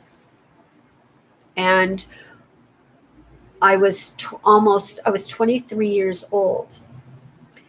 And when my son, and then I was with my ex when I was 24, I got a divorce. So my son's new mother, her birthday is 4/23, and the baby's nickname is Ziggy. And when I gave birth to my first son, my friend Ziggy drove me home from the hospital. And my ex-boyfriend, whom is now my son's father, had given me a card that said Ziggy on it. And his car was parked up the street, and it said Dragula. So that tells me this timeline is coming full circle. And I'll be able to predict the day and time I'm going to die. And so I was aware that this awakening is occurring, and I never really paid attention to that stuff. I had premonitions about things. I knew things before they happened, but I thought that was just like, a little bit psychic, and I never really dove into it. But physics is something that I really started studying. Now, when my son was younger, I was at this kids store with him. It was, I can't remember the name of this store. They sold all kinds of educational toys related to space and things. And he used to like to buy the moon candy. It was like cotton candy in a pouch. And lately, my granddaughter's been buying cotton candy at the zoo.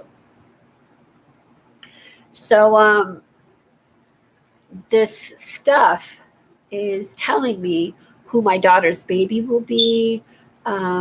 These are all the language. The universe is telling me everything. It's just me trying to learn this language. And it's not the easiest language to learn, because just like French, just like English, everything has a different meaning from a different perspective.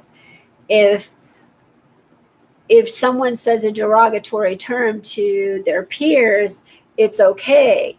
It's like if I'm with my best friends, I wouldn't say it, but and you're with a bunch of girls and they're like, hey, bitch. I don't go around saying that kind of stuff. If I say bitch, it's because I'm like, you're a fucking bitch. So it's about perspective, right? So, but at the same time, that could mean a female dog. I don't even go around calling female dogs that. I'm just like, hey, puppy. So to me, the word bitch is when I'm mad. It's when I want to tell you I don't agree with your energy. Now, that implies to anyone that might be protecting themselves, might be eluding something. Maybe someone's afraid to tell you something and you misinterpret their insecurity as a projection towards you.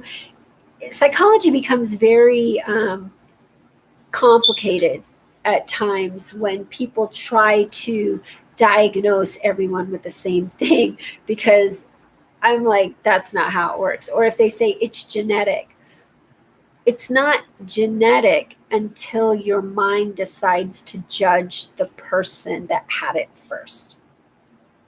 If you judged your mother or your father or your sister or your brother or your neighbor or your cousin or whomever, and they say, oh, things skip a generation, it depends on your judgment. That's what creates the reality. And then the hypocrisy creates the entanglement. In science, that's called entanglement. It's when all of the stuff starts moving around to create the same number. Like this number 5 can be created infinite ways. There's no one way you can come up with the number 5. I can go 799 million, blah, blah, blah, blah, blah, minus 4 plus 1. There you got 5, whatever. I could just say 5 minus 4.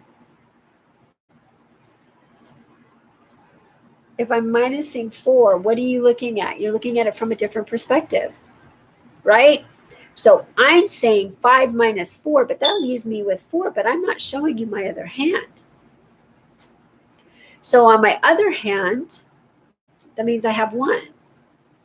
But because we don't call a thumb a finger, I didn't call any of these fingers, right? So then the language gets really complicated. It's just like me learning French, and I am like, why do they say this first and then this last? Why is le chat blah, blah, blah, blah, blah? Why can't they just call it cat? Why do they have to add the H in there and complicate it? But that's because their phonics are different and everything. And then I start putting all these languages together as patterns. And I'm like, okay, forget how they spell the word. It's a cat. So why is the cat like the third in the sentence instead of like, I have a cat? They say it completely differently than I have a cat. They use more words, more letters, and the positioning. It's so then or my dad wants a cat. It's like companion, all of these things. You use so much more word, but they speak so quickly, you don't even know.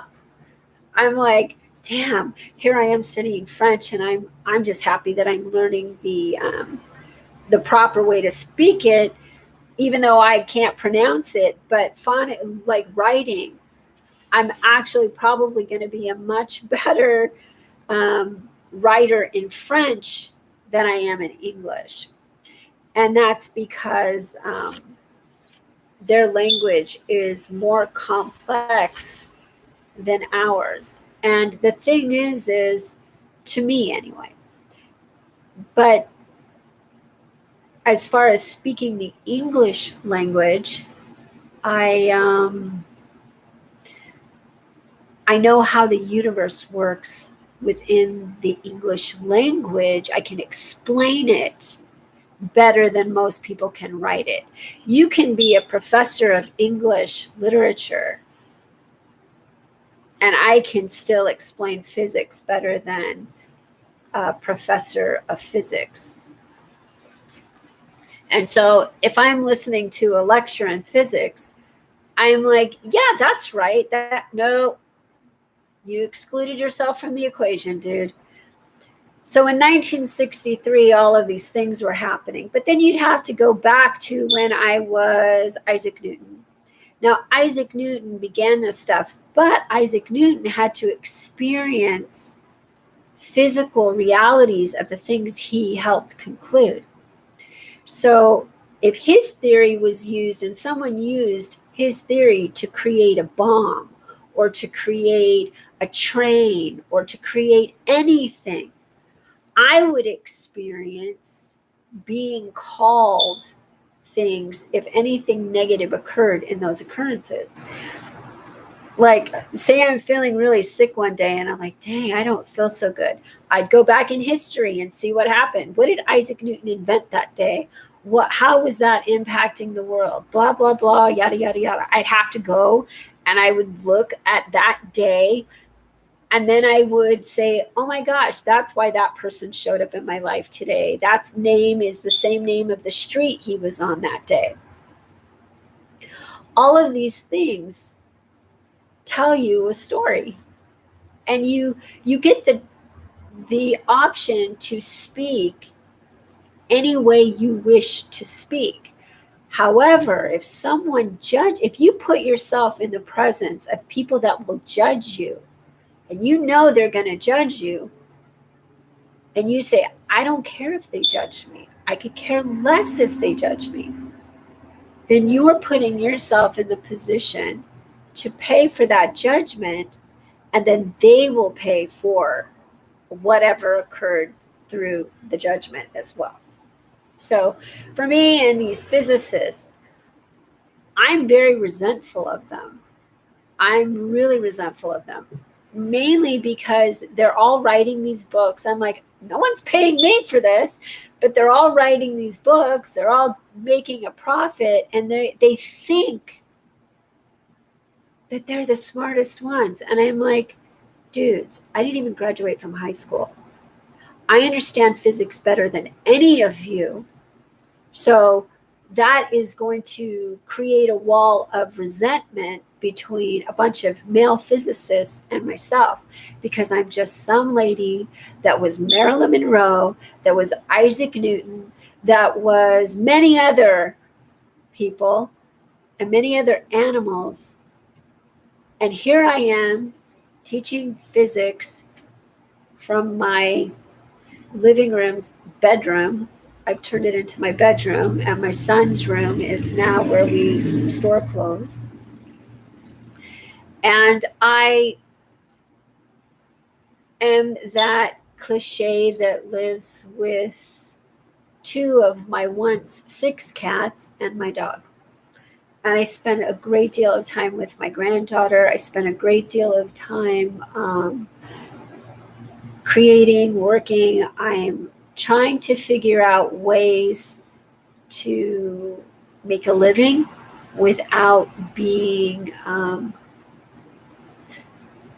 as hypocritical as I once was. And so my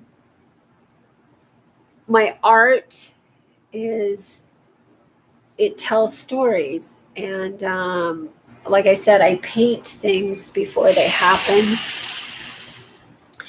And then what happens is I align things. I align when I move, there are people that have tarot cards, right? I have a bunch of paintings. And when I move them around and then I read the news, the things that I've moved around show up in the news. And if I paint my granddaughter's dollhouse, it changes reality. And I had painted tulips on my granddaughter's dollhouse. And my son was still alive at the time. And then my son aligned with everything. And when he passed away, my daughter was in charge of the cremation, and she picked the tulip place. And my first apartment in Los Angeles was on Fuller Street. And when we picked up my son's remains in Santa Ana, it was on Fuller Street, opposite end. So everything happens. And if anybody ever tells you you were someone in your past life, you need to be able to prove it. And if anybody ever asks you for a conclusive theory, the only way a scientist can truly prove that a theory is conclusive is if they do what I do. You have to be able to show and tell why. Now, what happened in physics was how I knew. I was reading a book on Stephen Hawking, and he was talking, and then I was reading more articles, and I was reading stuff, and then Stephen Hawking's daughter's name is Lucy, and Lucy is also one of the characters from Charlie Brown. And when I took art lessons, briefly, they were through the mail. And this was before computers. It was through the mail. And the person that owned and ran the art company with some other artists was Charles Schultz. And in 2008, Fergie, who played Charlie Brown's sister. Now, Charlie Brown had this zigzag on his shirt, and in math, it's called a chevron.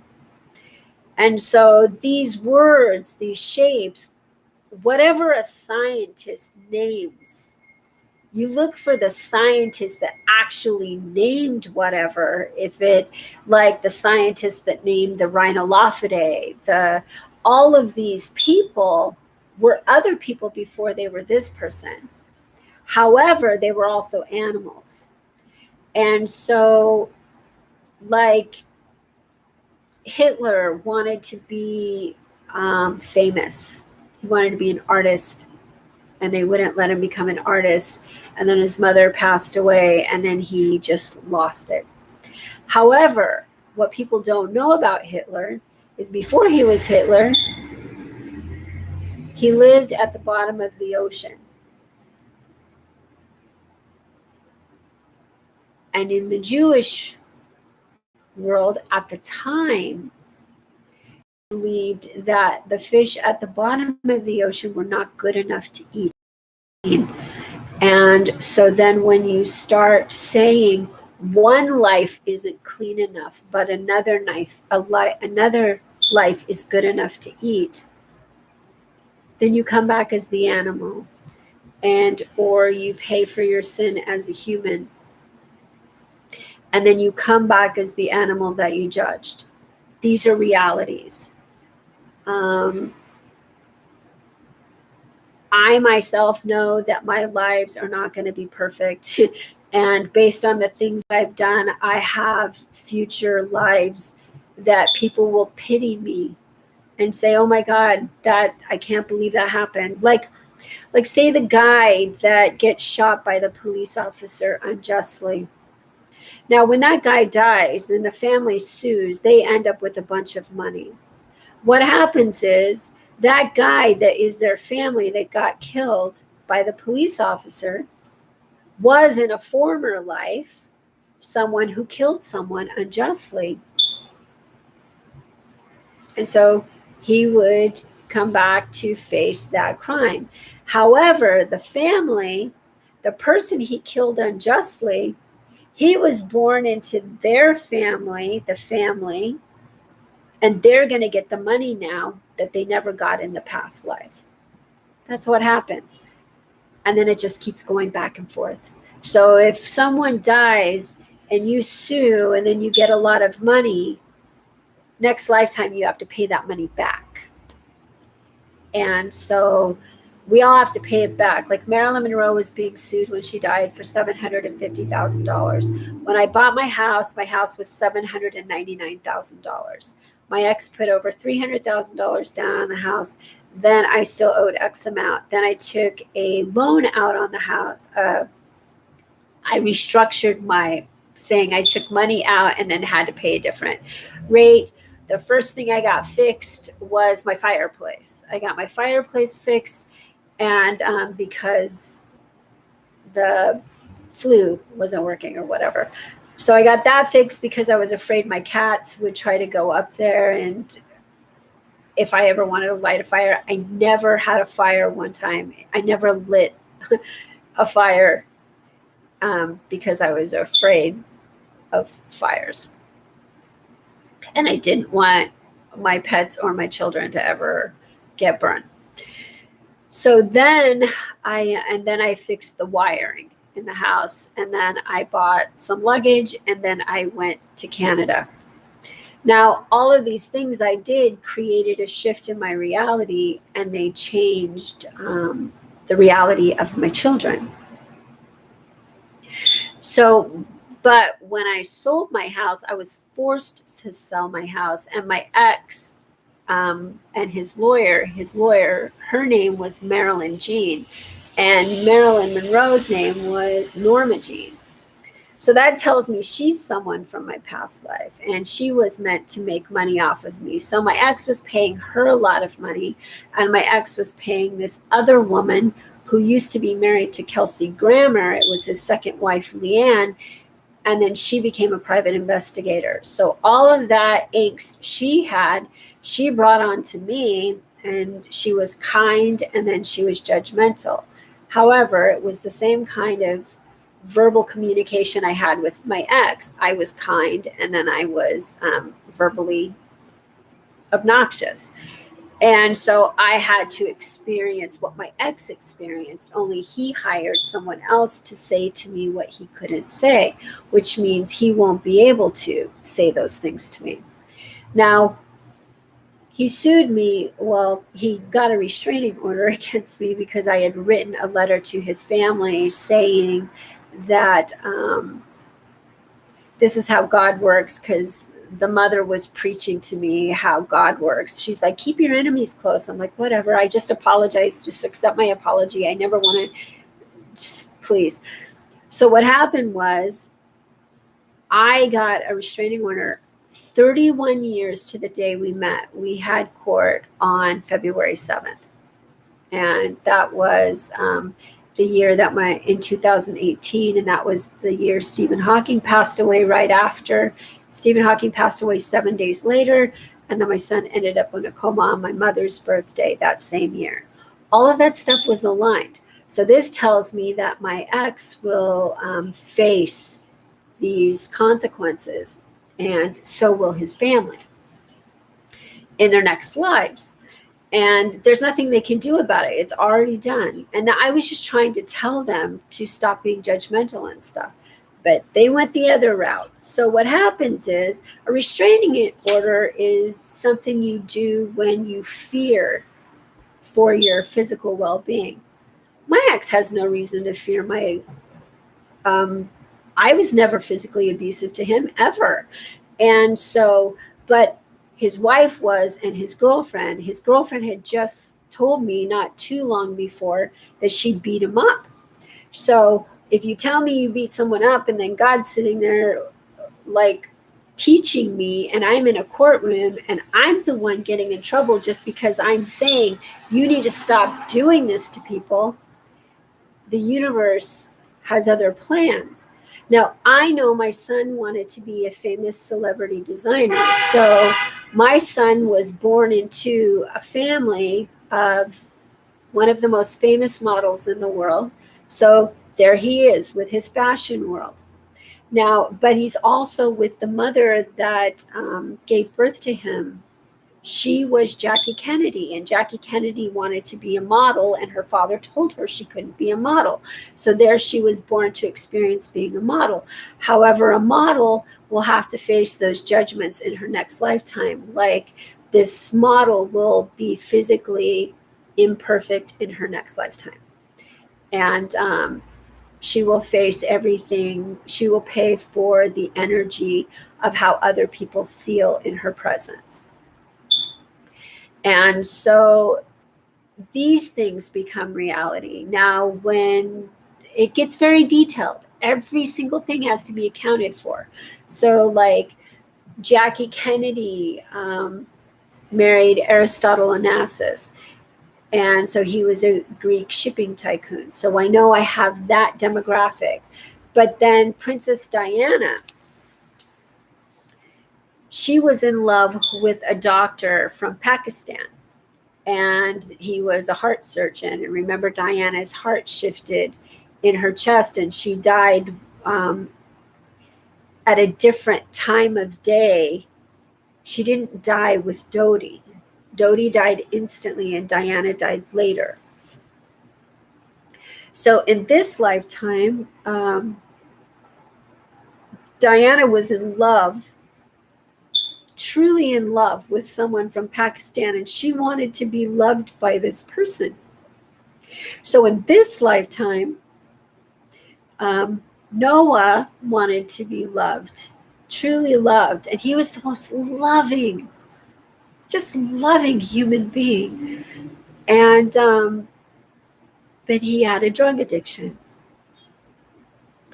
And so what happens is you experience reality from a different perspective. So in this lifetime, I dated this guy who was a pediatric neurosurgeon who gave up neurology to submerge in show business. So, and his name is Ravi Rao. Now, when my son, before my son went into a coma, one day I was drawing on social media, and I painted Kim Kardashian, and I wrote a bunch of numbers down. Dr. Kardashian was my son's doctor who explained the surgical procedure they were going to do on my son. And then Dr. Ravi Rao, not my ex-boyfriend, but a different Ravi Rao, was the doctor who removed the trach tube from my son. So all of the names will show up in your life, but they'll have a different meaning. And my son ended up with frontal lobe trauma, but my ex is no longer a doctor, so he couldn't help me with my son. These moments, everything you do in life comes back in a different way. So Diana wanted to be loved by a man from Pakistan who was a heart surgeon. And this lifetime, now as her new self, because Diana is now a girl again, her father is from Pakistan. And her mother is Danish, and her father is from Palestine. So, but because I know this, I can predict what will happen in the world, because every one of you is part of, it's just like what goes on in your physiology. Everything you eat, everything you do, everything you experience is through you. So and think of all of the little things that create your physiology. We, the animals, the trees, the humans, the waste, the taking waste and making something new, everything we do, that's what entanglement is. And so what happens is we are the collective physiology of whom we call God, of the complete universe, internal and external. Just like whatever goes into your body, you know as it comes out. And so we are the physiological reality that is God. So that's why it says God is everything. And that's how God knows everything you're doing, because everything you're doing through God, to God, and of God. So I know that I know more than any one life. And that's because I've been so many lives that everybody else bases their life work on. be it a minister, a priest. I'm not going to go into detail who I've been in my past lives, but I was there when Jesus was there, and I was there before Jesus was there, and I was there before that was there, just like all of you were, because we're all energy, and we just take new form in each lifetime. Now, what happens is if you gossip about someone enough, they're going to hear it, right? So it's going to come back to them because the universe aligns it that way. So if there are all these books written about all of these different people I've been, and everybody's making money off of everybody I've been, and I'm the only one not making money off of it, eventually it's going to come full circle, and I'm going to be the one that gets to say, do I still want them to make money, or do I want us all to live a harmonious life being kind to one another? I choose the latter. I choose, let's do the least amount towards the universe and appreciate what we have. Like, there was a time when I would buy new stuff and I would just buy handbags, not even thinking, hey, they killed an animal to make this bag. So I would feel better about myself, and they would look down upon me unless I bought that handbag. That there was no logic, right? There's no logic. Materialism it's a unique thing because I, as an artist, love certain shapes, colors, patterns. And I don't care. I used to carry Chanel bags. And I'm not going to lie, that big chain on my shoulder, that was my biggest concern. I didn't even think about the fact that an animal died for me to have that, what, $3,000-$4,000 handbag. And the fact that sometimes I didn't pay bills on time, but I had these handbags because my ex bought them for me. And then I started understanding physics. I started paying attention to the hypocrisy of my own life. I included myself in the equation, and I got much smarter very quickly. All of a sudden, I was just like, if I'm looking outward to try to figure out how the world works, I'm never going to be happy because I'm always going to go, how did they know what they know? How did they understand? And the truth is, they don't. I buy these books by physics, and I'm like, you're supposed to predict stuff, and you couldn't figure out who I was. That tells me a great deal about you knowing yourself. And if you don't know yourself, then you would be able to figure out it's not one set of numbers. It's not one person. It's the person who wants to be the most logical version of themselves with the least amount of hypocrisy towards reality. And I'm someone that when I had a lot, I always gave it away, or I shared it, or I did things. I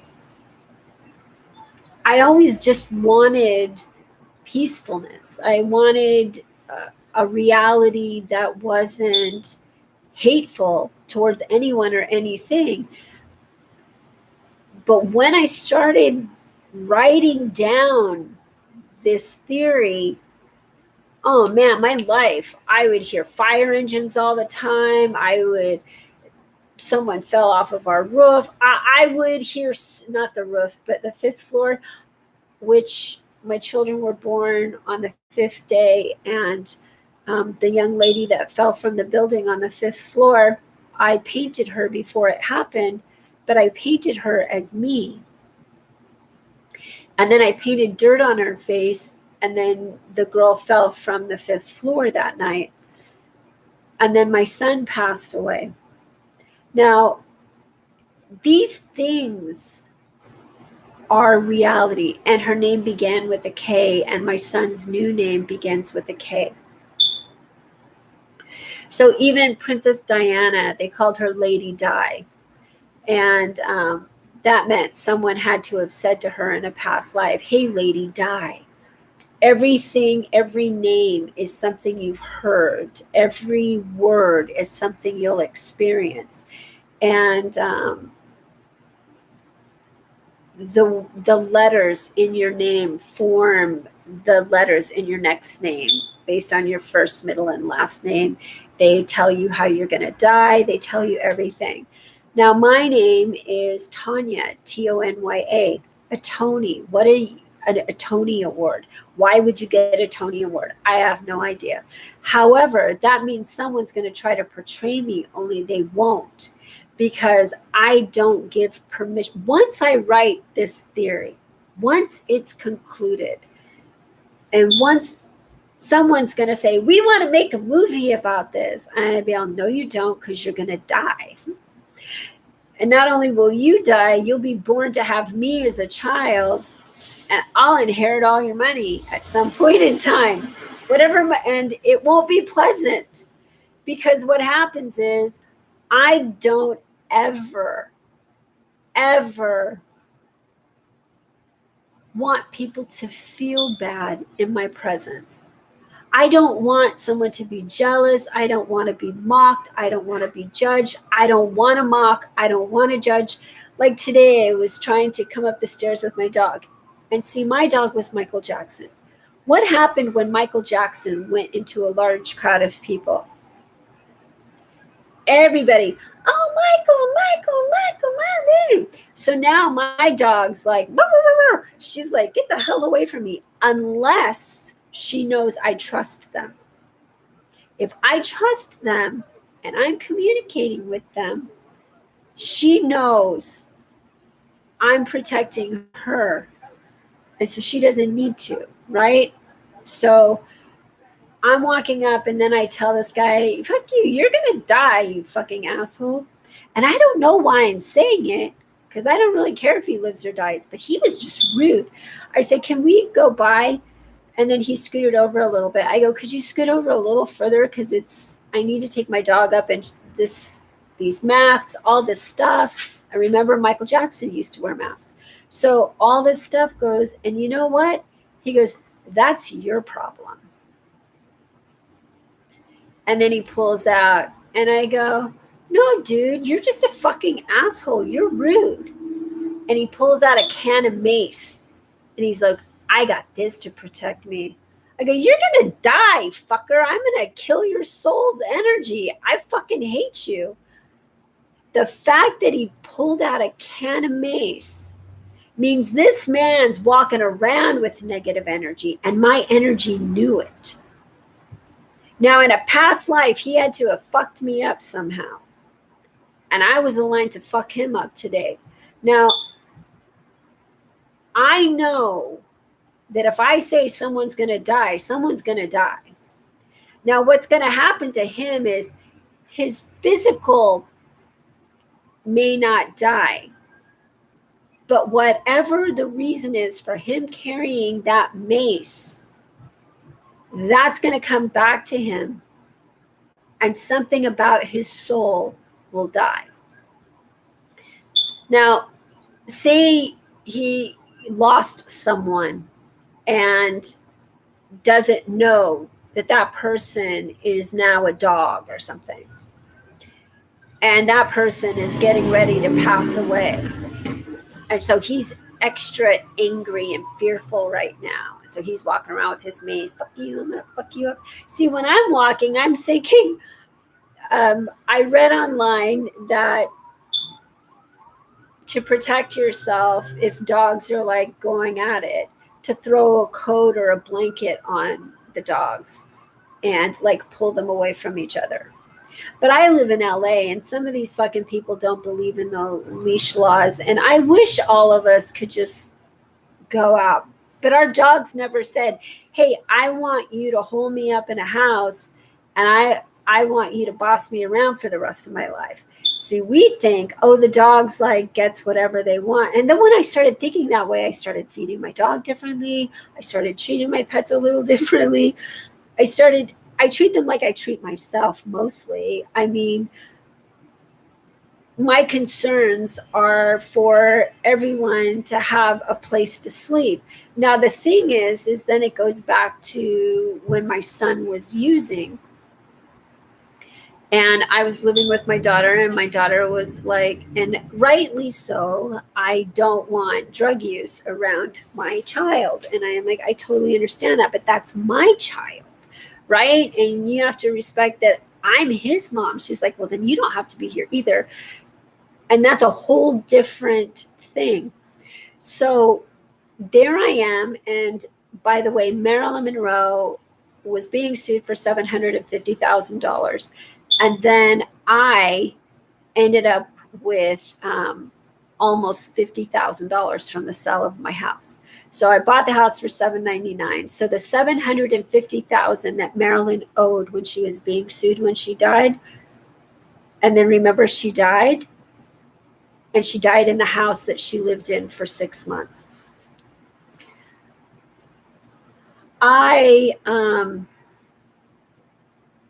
My son lived with me for 6 weeks before he died. So the number 6 would show up again. These things are no joke.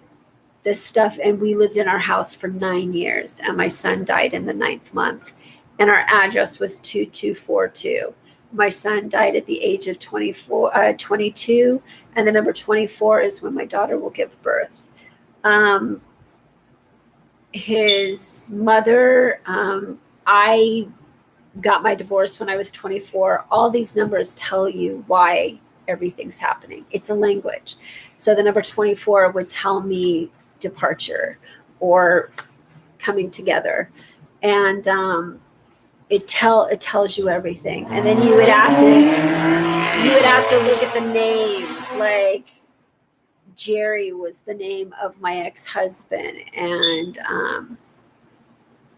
Jerry was also the name of my stepdad, and Jerry was the name of the man I sat next to on a plane to Hawaii when my daughter was 5 months old, and it was on Christmas Day. Remember, I got the email on Christmas Day calling me a virus. Now, I sat next to Jerry West on a flight going to Hawaii on Christmas Day. He was going there to recruit basketball players. It was when he was the manager of the Lakers. That Christmas happened to be the same Christmas that my ex, whom Jerry West is his favorite basketball player in the whole wide world, I asked my ex to meet me in Hawaii. He didn't. Had he met me in Hawaii, he would have gotten to meet Jerry West because I sat next to him on the plane for 5 hours. But that Christmas, he got an autographed basketball from his brother, and it was autographed by Jerry West. Now, my stepdad named Jerry owned a bar called Nashville West. So all of these words form a language and a pattern. And so Nashville West was the second name, and then Nashville came before it.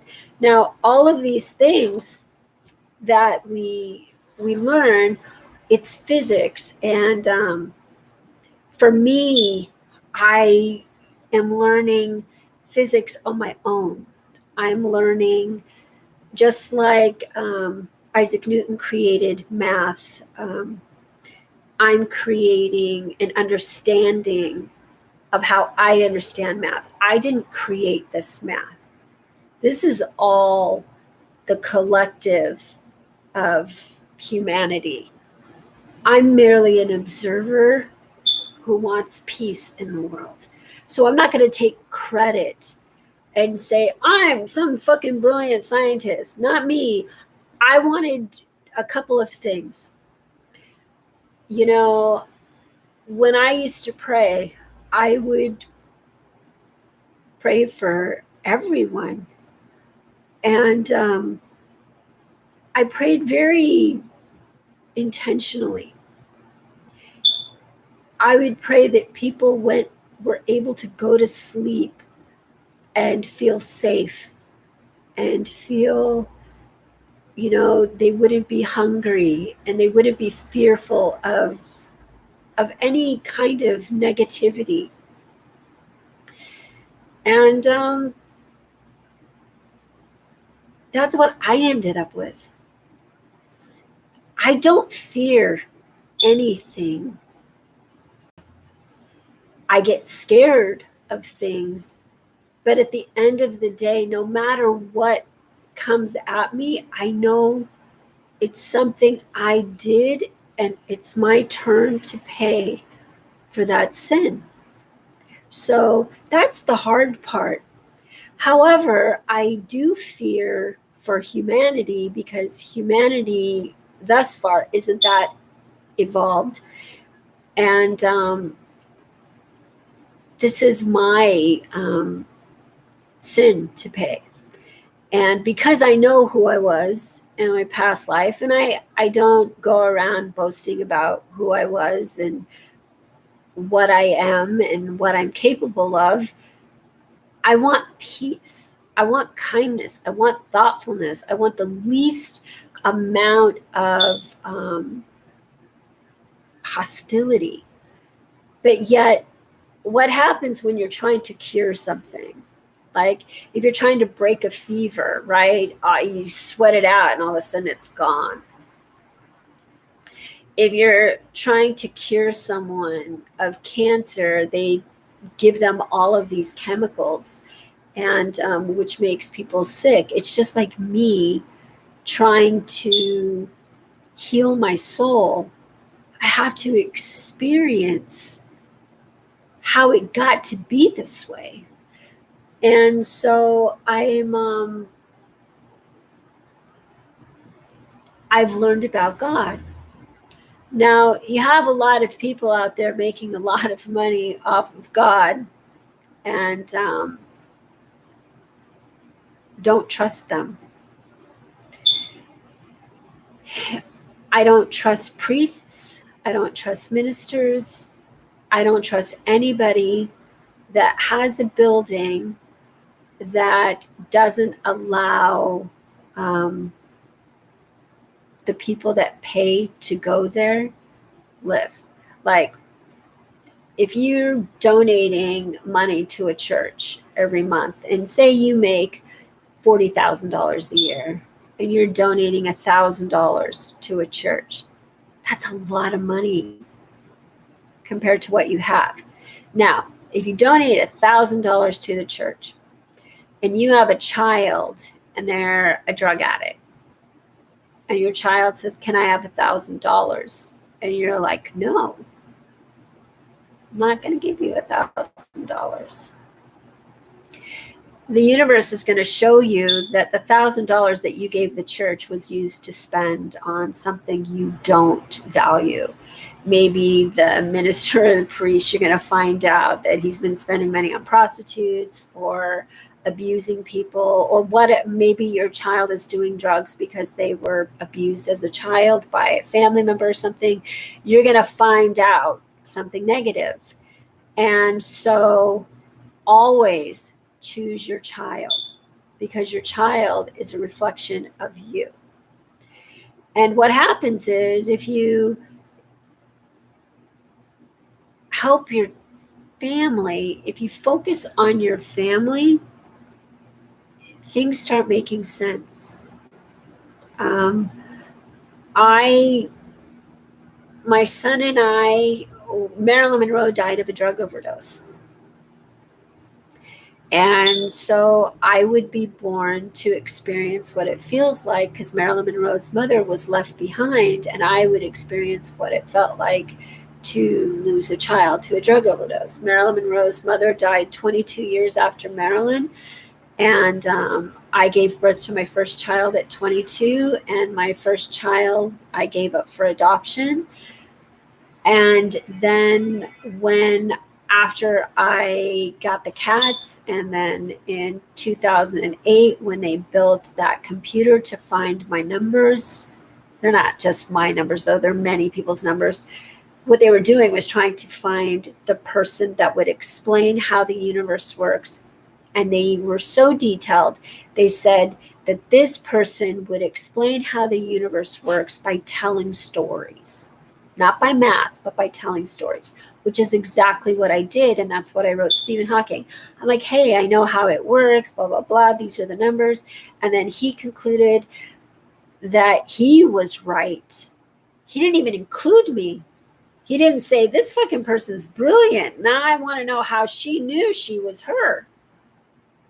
He didn't even fucking care. So then I called Thomas Hertog, who was his partner in this paper. And I had left him messages. I'm like, hey, Mr. Hertog, Mr. Hawking passed away, blah, blah, blah. I'd sent him these numbers. I know you guys are looking for me and stuff. And then one day I called him and I hear this man trembling. Like, what the fuck? She's calling me. He picked up the phone. He's like, who? And I'm like, hi, Mr. Hertog, it's Tanya, blah, blah, blah. And he hung up on me. I'm like, motherfucker. So I'm like, did he hang up on me on purpose? Or like, what the hell's going on? So then I call him back and he hangs up on me again. So that's the number 2. So my son's body and his friend Sophie, they were found on the 22nd. So then there was this guy who wrote this book, The Little Book of Strength Theory. So anyway, let me go back to Sunset Boulevard. So you have the 90210 billboard, and then you have the Luke Perry billboard. So I said, I was doing a live video while I was driving down Sunset. I said, when they take down this billboard, someone at the Pink Taco is either they're going to leave. They're going to, you guys call it dying. I just call it leaving. So it's either they were going to leave the company or something. But the same person also owned the Viper Room. Now, years and years and years ago, I had my car towed from the Viper Room. So I knew that when a car gets towed, something's getting ready to happen. So there I am. I'm sitting there, and they took down the billboard, and Luke Perry died. However, Luke Perry died a year later on March 4th. But I said when they took the billboard down at the Pink Taco, someone was going to pass. And when they took the billboard down, the owner of the Pink Taco had passed away. And his family used to own a steakhouse. Now, what happens is if you make money off of animals and their death, like if you own a restaurant, whatever, you'll pay for those sins. You'll come back and you will experience being exactly what you contributed to. You'll end up being an animal that is sold and eaten for, profit. These things are reality. And so what happens is, like even cockroaches do more for the environment than humans do. A cockroach only comes above soil when people are neglectful of water supplies, when we build upon land that they were already at, if we live in unkept environments, if you leave food and water out, they'll come. Now, the thing is what happens is we'll be cockroaches too. And a cockroach lives, I think, as long as a year. So you'd only be a cockroach for as long as you were a cockroach. Say you come back as a cockroach and you get killed your 3rd day, but you had to have been something else before you were the cockroach in order to align yourself to be killed the 3rd day. So then you come back and you're a cockroach and you're killed because someone was making dinner, someone worked really hard, they only had $10 to their name and the food was sitting there, but they had also wasted a lot of food. All of these things create reality. And so any toxins that were used, that's why there are so many drug overdoses now and things like that, and psychological disorders, because of all the testing they do on animals and insects and nature. Anytime you test on something, we're tested on. And so humans assume that they're the superior race. We're actually the energy that will either one of two things: preserve humanity and nature and animals, create a harmonious reality, or we will be the ones that will end human civilization and will just come back as something else that isn't human. And no one will run the world, and there won't be money involved or anything. And the only thing money will serve as is something that some kind of insect eats, or bedding or something. Instead of laying on bedding, you'll just be laying on a pile of money, and money will have no meaning because it won't have meaning. So what we're doing is becoming full circle. And so when they called me the disease, they said I was a virus. In calling me that, it implies that if I'm this series of numbers that scientists has presumed knows more, which I do, that I would hold the answers, and then that would tell you that the universe was going to end. Now, the universe itself is not going to end. What happens is humans will end. We will become extinct, and we'll do it to ourselves. And the universe will then shift. The energy will shift once our intention is no longer present. So I've taught you physics in 2 hours and 35 minutes and 38 seconds. And if you watch this over and over and over again, you're going to start seeing things in your own life. You're going to start recognizing patterns and occurrences. What I've taught you today is the basics. It's like teaching you the alphabet. And you can create many words with the alphabet. You can create a lie, a truth. You can create all kinds of things with the alphabet. Now, it's up to you to decide what you want to do with your reality. For me, I would like it if everybody understood how reality worked. So we'd all be on even logic. I'm really tired of people being rude and mean. Because when you're rude and mean to me, there's nobody ruder or meaner than me when you're rude or mean. But I'm not physically going to show aggression, but I will tell you that I will fuck with your energy if you fuck with mine. I'm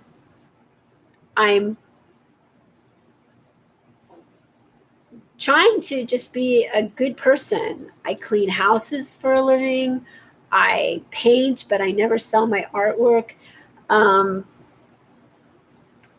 I know that my artwork, by man's standards, once I write my theory, once I prove who I was, my art would be the most valuable art in the world. But I want to keep my art.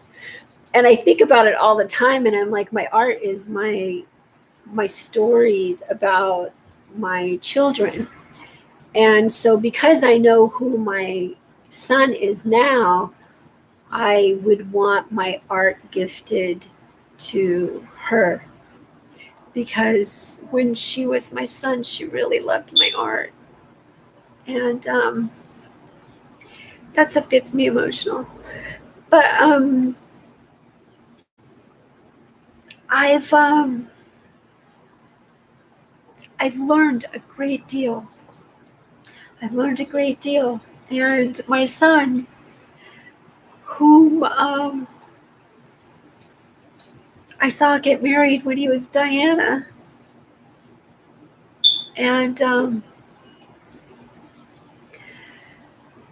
see, even the math there, Prince Charles was officially given his crown and stuff on July 1st. And 7 years, I believe, before Diana was born. And Diana was born on July 1st. So everything tells reality. It tells a story.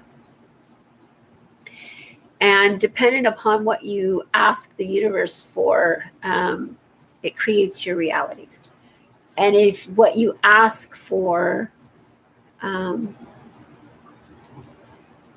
is more than you've earned. Or say someone says, hey, universe, I want to be rich. I want to be so rich. I want to be the most powerful person in the world. And then you become rich and you become the most powerful person in the world. And you became powerful because you paid everybody minimum wage. And you took advantage of tax breaks, and you never had to pay taxes and all of those things. What happens is then I come along, and I'm a different person in each lifetime. So I come along and I am like, fuck, I only made $26,000 and I have to pay taxes, or I don't have to pay taxes, but I fucking had to pay 10% tax on shit that you don't have to pay taxes for. So I'm like, then what happens is the more honest I am, the bigger the shift in economics. And the richer someone becomes, the poorer they become in their next life. So just know, just like Nikola Tesla was poor when he died and in debt, but he was born into wealth. However, he was born as Donald Trump. And some people love Donald Trump. Some people love him. I personally don't care. I don't care. I never thought he was anything fabulous. I remember wanting to pitch a show called Trump Style, where they renovate poor people's homes, Trump style.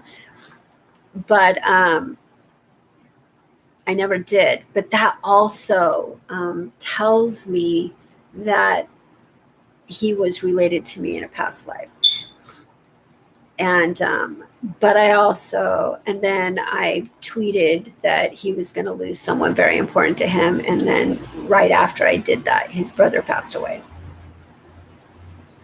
So I know things, and I honestly, if you're someone that dislikes him, find out why you dislike him.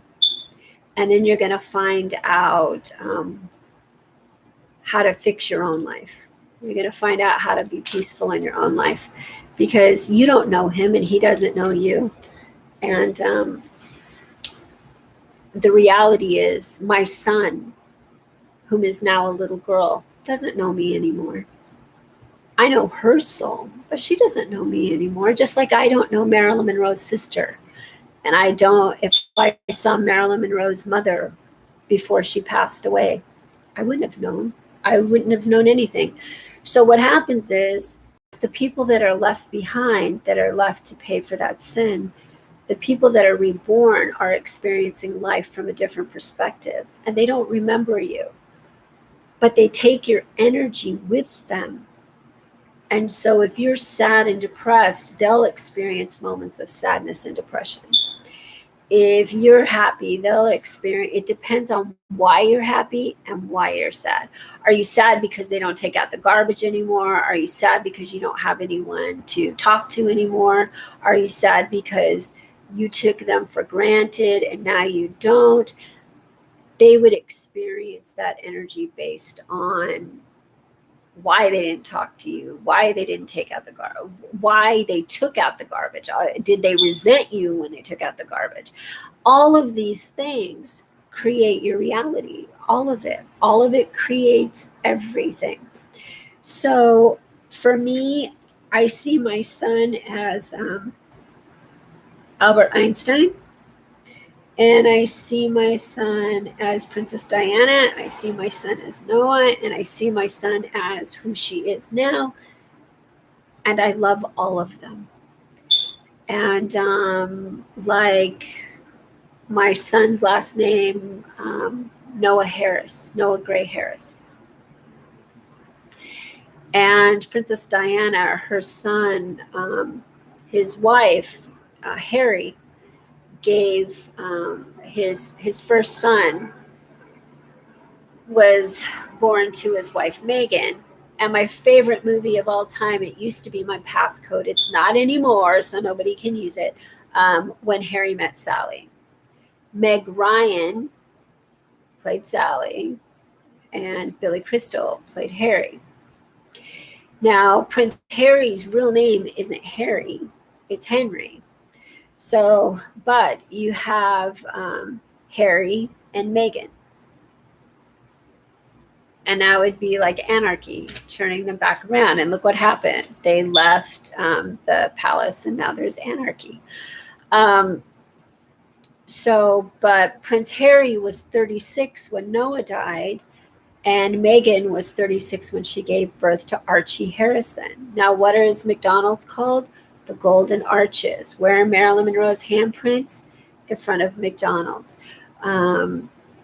My Mini Cooper was parked behind McDonald's when Stephen Hawking died on Albert Einstein's birthday. So all of these things tell me something, right? And McDonald's keeps coming up. So old McDonald had a farm, but McDonald's, the actual company, that came from somewhere. The people that took the color yellow and red to manipulate people in order to purchase and eat, that created something.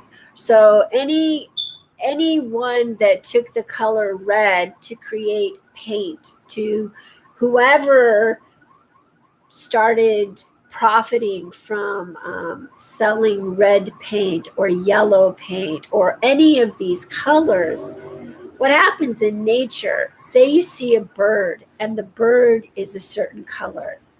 Whatever that bird experienced to have all of those colors on the outside,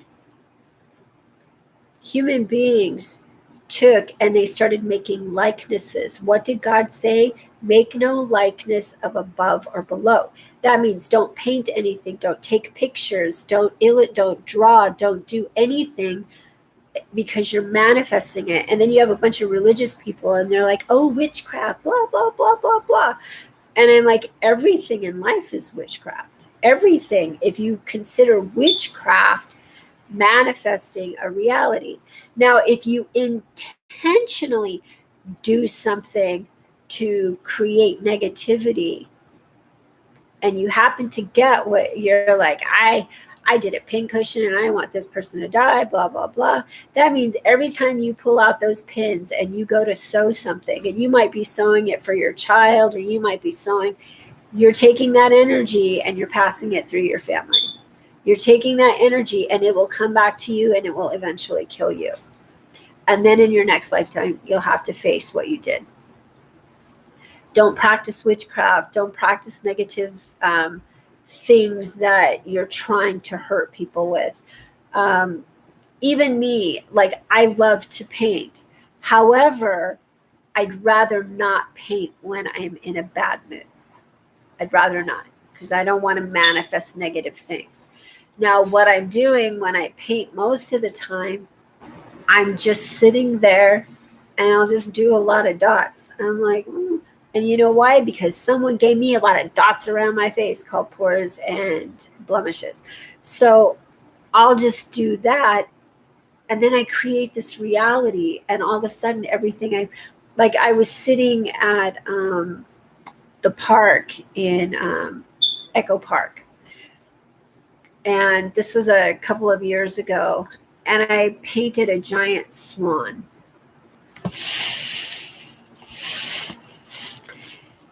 And then, like, a couple of months later, they had these giant swans floating all over the lake. I'm like, that's pretty incredible. And then I started painting these houses flying around. And they're in almost all of my paintings. Somehow there's like, except for this painting, there's like houses flying around. And then all of a sudden there are these homeless camps all over Echo Park. And then they took all the homeless out of Echo Park and they put a fence around it. And now they're building homes for the homeless. However, what happens is now you have people that are called essential workers. They don't want to go back to work. I don't want to go back to work to just be taken advantage of and taken for granted. I sure as hell don't want to do that. So to work for people that are ungrateful, like me cleaning, I'm just now starting to go back and take on clients. I charge a certain amount, which is a livable wage for me. However, what happens is if somebody does a better job than I do, and they make half the money, then I would lose money, and then they would get a better paying job. However, there are other things that go into play. Are they going to claim it on their taxes? Are they going to do good things with it? Are they going to help negative behavior? Are they contributing it to any kind of illegal activity? All of these things come into play, and all this energy is weighed in. And then this becomes entanglement in another dimension. What you do for a living, how you do what you do for a living. Do you lie for a living? If you're in advertising, you lie for a living. If you're a lawyer, you lie for a living. If you're a judge, you are a liar making a living out of lying. Now, why do I say this? Because a judge goes up there. What is the first thing a judge does? Do you swear to tell the truth, the whole truth, and so help me God? Okay, first of all, they got God involved. God has nothing to do with why you guys are there, what's going on. God didn't do it. So then you'd pull out the Bible, and the Bible says, do not sue anyone. It tells you not to sue your neighbors, your brothers. It tells you not to sue anyone. So right there's hypocrisy. So right there, I already know the judge is a liar. They might not even be realizing they're a liar. Say a judge convicts a guy and the guy has to go to prison, and the guy was smoking weed and had a bunch of weed. And that guy's been sitting in jail for 20 years, right? And then they legalize weed. The second they legalize weed, guess what happened? Hi, COVID. What does COVID do? It made everybody stay home. It had breathing problems for some people. It had all of these things show up. Why? Because those people had to spend time in jail, and their people are walking around the sidewalk smoking weed, and I'm sitting there, get that fucking shit out of my face. I hate the smell of burning weed. I don't know what weed smells like when it's on its own and people are leaving it alone. I know that I fucking hate the smell of weed. If someone's smoking it in my building, I'm like, fuck you. If no matter what. And I've tried it. And then that's my hypocrisy, because I tried it. But I tried it for the first time. I think I was, how old? I was 34 years old. And I tried it for the first time. Then I tried it again in 2005. Tried it again in 2005. And it was with my boyfriend, who was the lead singer of a band called State of Shock. Now, Michael Jackson and Freddie Mercury wrote a song together called State of Shock. My daughter used to be Freddie Mercury. Now, all of these things, the math starts telling an equation. Now, people are like, but those are famous people. Famous people were some of the biggest criminals in the world and will be some of the biggest fugitives in the world. And every movie they play tells you who they're going to be. Heath Ledger, when he passed away after she took the part of Marilyn Monroe. Heath Ledger, last big part, he played the Joker. When he was reborn as a little girl with a disease that disfigured her face, and she looked like the Joker. She died, I believe, when she was 12 years old, and she died a couple of years ago. And so Heath Ledger's been reborn, but he had to pay for that part. And he had to pay for the fact that he left his daughter without a father. So that means he was born as a little girl who would leave his father without a daughter. And now this next life, he will not have a father. So what happens is you leave everything you play. Now, everybody that's playing these horrible parts and they're making millions of dollars off of playing people that really existed. Like, I'm not going to name every part, but if you're an actress and you win an Academy Award for playing the part of a woman that was a killer, and you make yourself look really bad, and you're like, I look like this woman now, and I just won this award, and now you're going to come back and you're going to experience what it feels like to be that woman. You're going to know what it felt like to be sexually overpowered, to feel unempowered, and you're going to end up killing someone. Why? Because that woman you're portraying spent time in prison, and she didn't make millions of dollars for being who she was. And you won't get to make millions of dollars for being who she was either. It'll be taken back. That's what it means when God says he giveth and he taketh away. The Kardashians, their next lifetimes, the mom's going to be a prostitute. What do they call a madam? She's going to be selling off her children. This is some fucked up shit.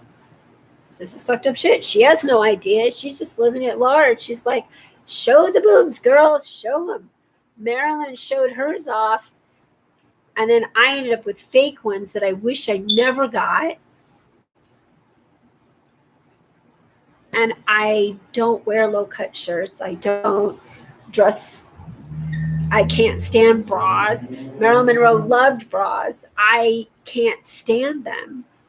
And that means next lifetime, something else, I'll be born with something, and I'll have to have my breast surgically removed.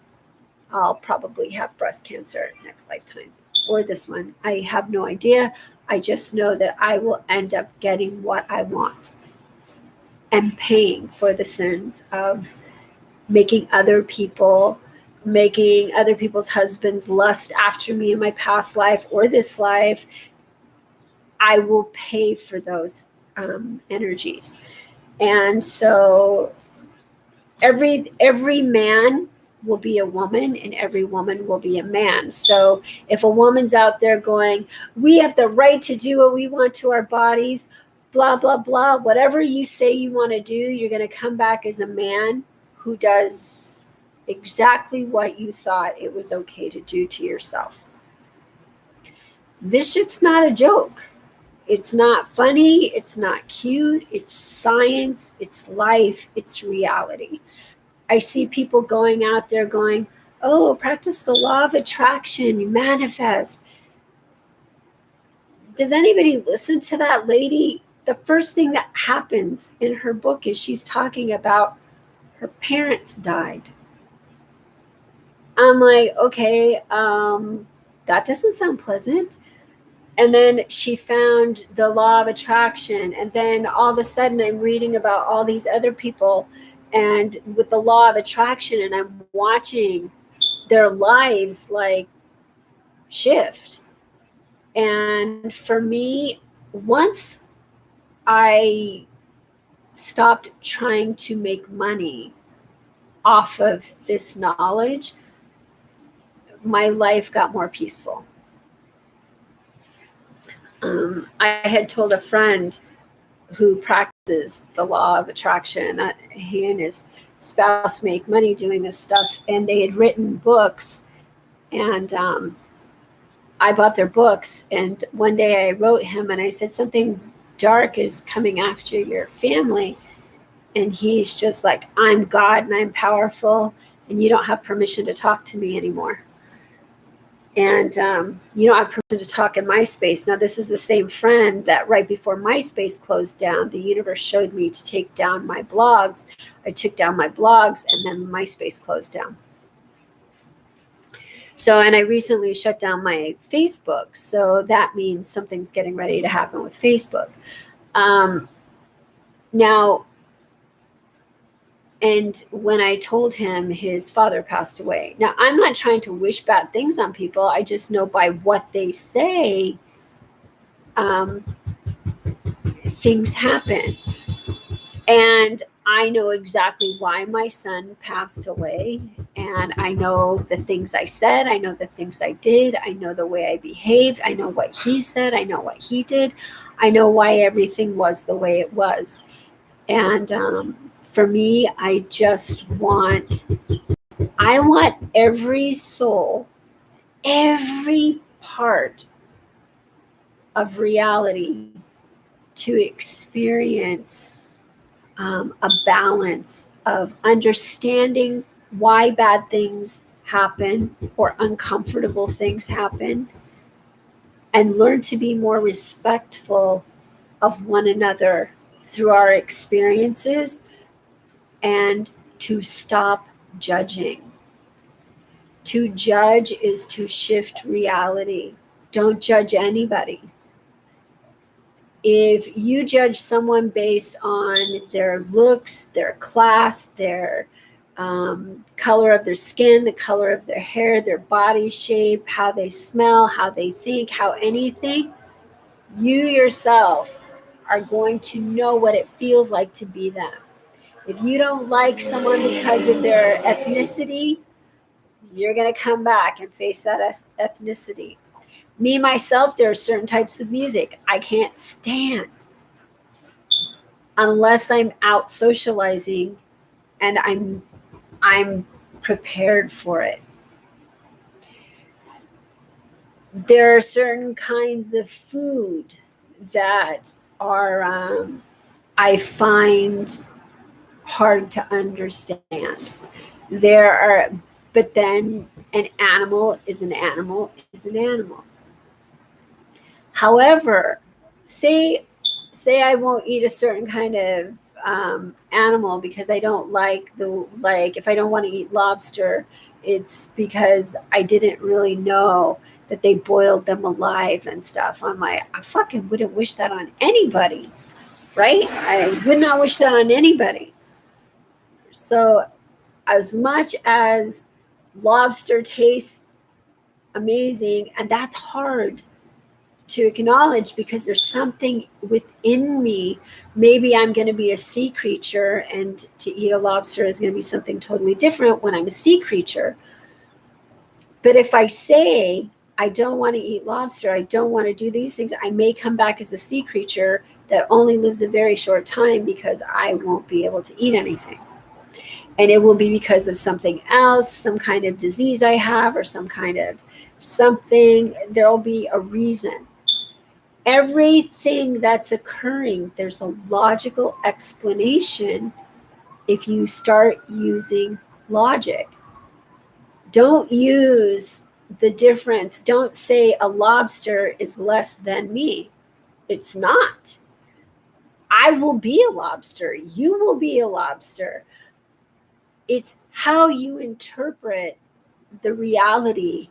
And the people talk about gratitude. When you eat something, don't go, oh, thank you, God, for this dead animal I'm going to eat.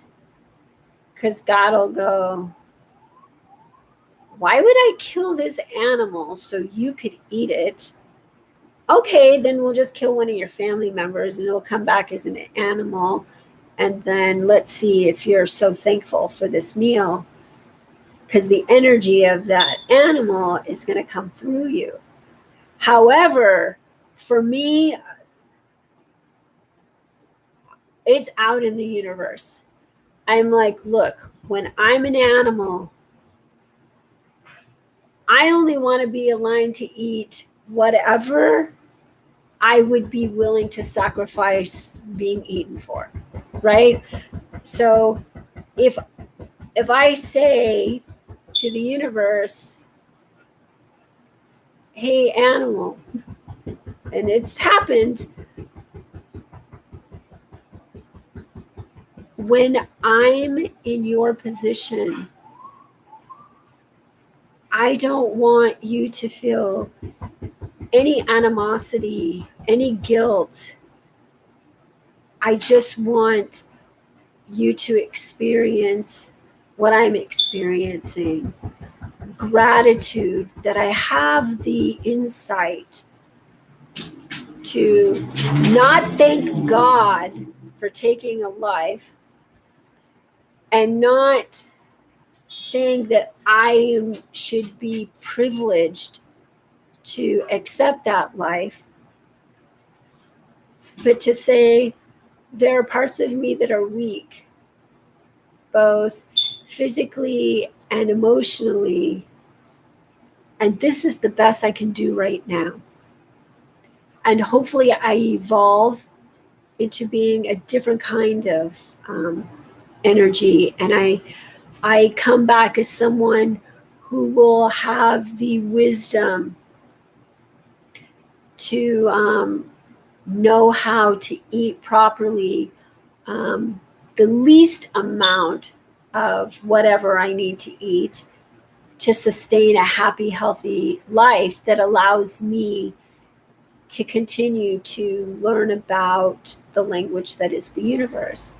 That's something that I'm sincere about. That's something I see the universe as what man calls God.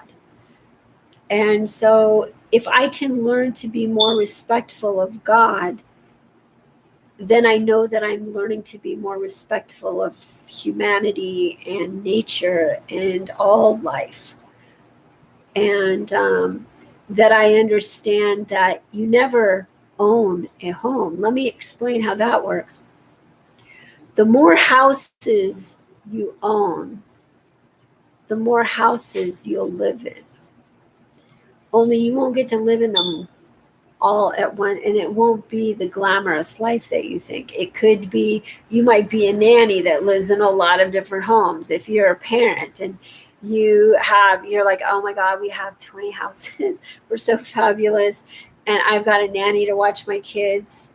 The universe is like, you don't need a nanny to watch your kids. You need to learn how to take care of one life that you've created for yourself. And so, and then especially if you don't pay the nanny as much as you expect to spend on yourself for not parenting your own child. Trust me, I learned this one. You'll lose all that money. You'll lose all that money. A lot of the sins that I'm paying for now. I begged God to help me in 2008 or 2009. I don't remember. 2008. It was 2008. I begged. And I didn't want to be in love with my ex anymore. And because it was creating a lot of conflict in my life. Even though I hadn't seen him in years, I still felt this loyalty to that relationship. So once I did that, everything in my life changed. I had to sell my house. Everything in my life changed, and it did not get good. It was like pulling off a Band-Aid off of a hairy arm that I hadn't considered. And there I was, or just any kind of, it was not like ripping it was like in slow motion, only not slow enough. It was that antagonizing thing. And so but I stayed focused on what I could control in that time. And I just kept it together. I did check myself into the hospital for 21 days. And so my son and his friend, their bodies were found in the hotel room on the 22nd. But the last time I talked to my son was on the 20th. So I believe they passed away on the 21st. I still haven't gotten the autopsy back yet. And my son had overdosed on the 12th, which was also Jackie Kennedy's anniversary to JFK.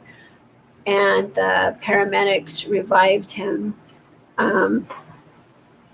But they were only allowed to do so by the intention of myself, my son, and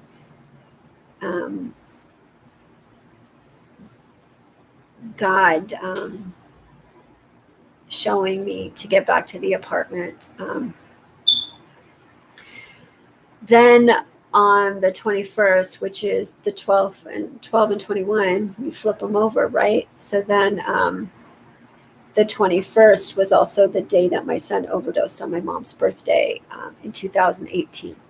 So all of the numbers show back up. Everything is a math equation. And so when you're in school and they tell you that you need to learn math itself is used to divide human beings and nature. It is used to create bombs. It's used to create machinery. It's used to create things that are unattainable for the poor and available to the wealthy. It is used to discriminate. It is used to judge. It is used to divide. And so I am trying to show you how the universe communicates, and instead of listening to everyone's agenda, like if I'm watching something and they're like, you need to be this, you need to be that, you need to have this, or you want a better job, you want to have this, you want to have that. And instead of focusing on everything everybody wants me to be or wants me to have, I keep focusing on what brings me peace. And what would happen if I went public and millions of people were aware of what I knew? Firstly, I'd be surrounded by people wanting answers, people wanting to know if I talk to God or whatever. I'm like, I talk to God, but I promise you that there's no voice going, hey, Tanya, so let me tell you how it works. It doesn't work that way. It does not work that way. I'm not going to sit here and lie to you and say that I'm some chosen thing. I'm not. I believe just like animals evolve into humans and wisdom evolves into or intellect evolves into wisdom. There's a difference. You can be highly academic intellectually and not wise. And I'm wise. But so I know, like anything bad that comes my way, it's me paying for a sin. However, once I pay for that sin, everybody that sinned above me pays. And so just like when my ex forced me to sell my house and these other things because he was involved in a $14 million lawsuit, and he was afraid I was going to mess up his opportunity. So he didn't take me to court because he was worried about me fucking up his family dynamic. He was worried that they would fuck up his opportunity to get the $14 million. So he got his $14 million. He was already rich to begin with, but he needed it to buy his girlfriend a $4.5 million home. So, but anyway, the reason she got the $4.5 million home is because in my past life, I had aborted her. And so I owed her whatever she would have inherited from Marilyn Monroe. So in this lifetime, she was born to get what she didn't receive. And I didn't know that until she said to me, I wouldn't care if you ran up and down Sunset Boulevard stabbing yourself in the nude. And the only thing I could think of that would imply those actions or that scenario would be having an abortion on Sunset Boulevard in a doctor's office. And that is how a soul would feel if they didn't get born into the celebrity they wanted to be born into. And now she spends her life trying to be within the celebrity and the pretentious. And even though I was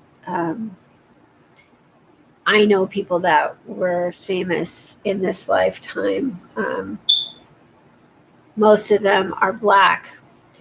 And that's because Marilyn Monroe sat in the front row for a female singer that was Black so that people would come to her performance. So then I would be paid back for that token white friend in this lifetime. That's how it works.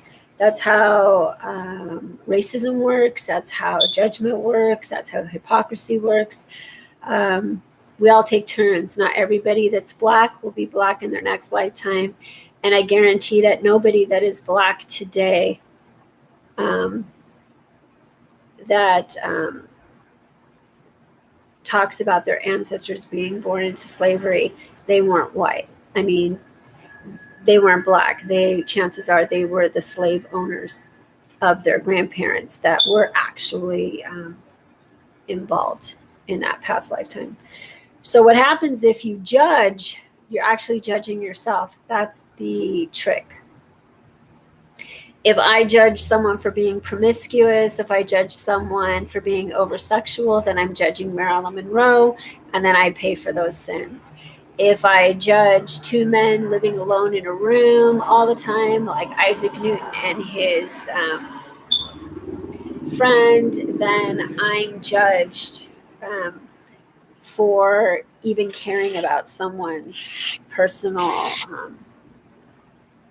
preferences.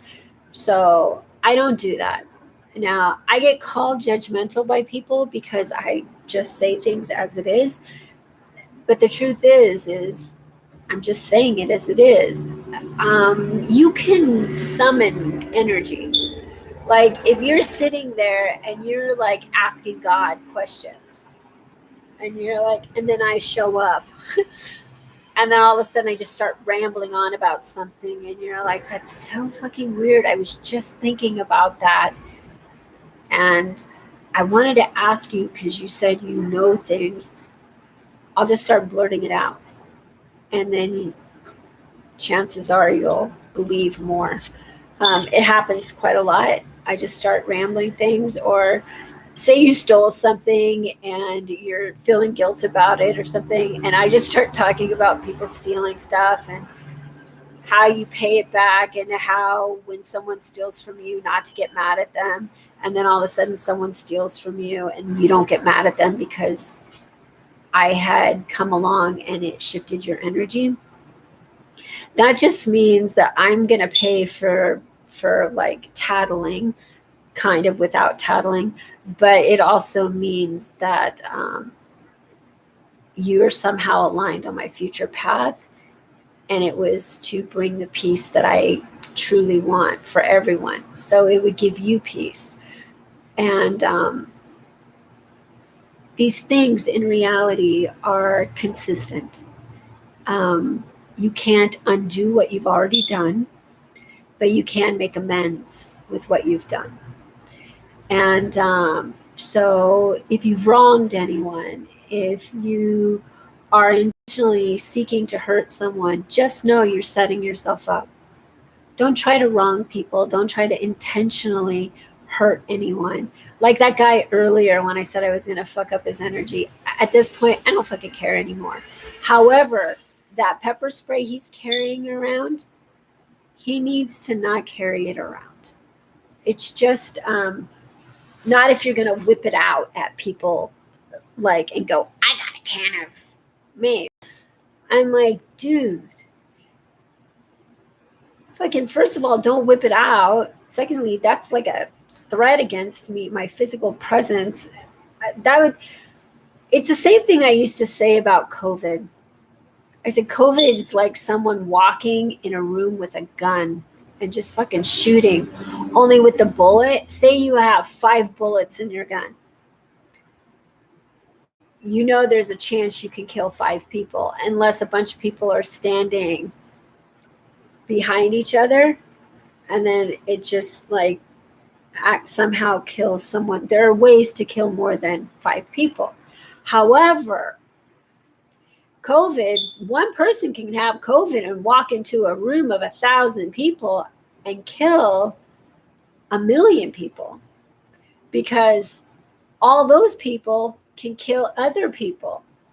Now, all of a sudden, after I said that, all of a sudden, all these shootings started happening. Everybody fucking started shooting everybody. And now we've got more shootings than anybody. And you know why? Because I was right. Once someone speaks something that's more logical than what other people are practicing. Now, the thing is people are going to be out and going public now, and they're going to be drinking, and they're going to be driving. And now there are less Ubers and less Lyft drivers because people got sick of taking the bullshit from the passengers. And they've had a year to like really think it through and go, this shit isn't worth it. It's not worth it. And then you know what's going to happen? Pretty soon they're going to have curfews because people have shifted in energy. Their coping is different. People have lost a lot of loved ones. People are angry. People are hurt. People are frustrated. But then you have a lot of people that are like, damn, I got to get close to my family. I got to take that break from work I was afraid to take. I got closer to nature. More people are not going to want to take the bullshit of the rich anymore. They're just not. And so it's going to shift. And before the pandemic, I said the rich are going to get poor, and the poor are going to feel richer than they've ever felt. Well, first, the poor all of a sudden were getting that extra $600 a week, and they were feeling richer than they've ever felt. And then the rich people are like, how are we going to reel them back in? How are we going to get them to go work for us so we can become really rich and they can stay poor and afraid? I'm like, tell them to fuck off. If every single human being said, I am not working for less than $20 an hour, and I am not, I repeat, not going to buy anything until everybody makes a minimum of $20 an hour, and there will be no rent in a certain amount of, say your property is only worth $5 million and your mortgage is X amount of dollars. They would not be able to charge you more. They would not be able to profit more than each person makes every year. So say they're making, even small businesses, you would not be able to make more than your tenants. Everything would change. All of a sudden, people would stop buying property. They're like, fucking, I'd have to own 20,000 properties to become a billionaire at this point. I don't give a fuck about people. I care about money.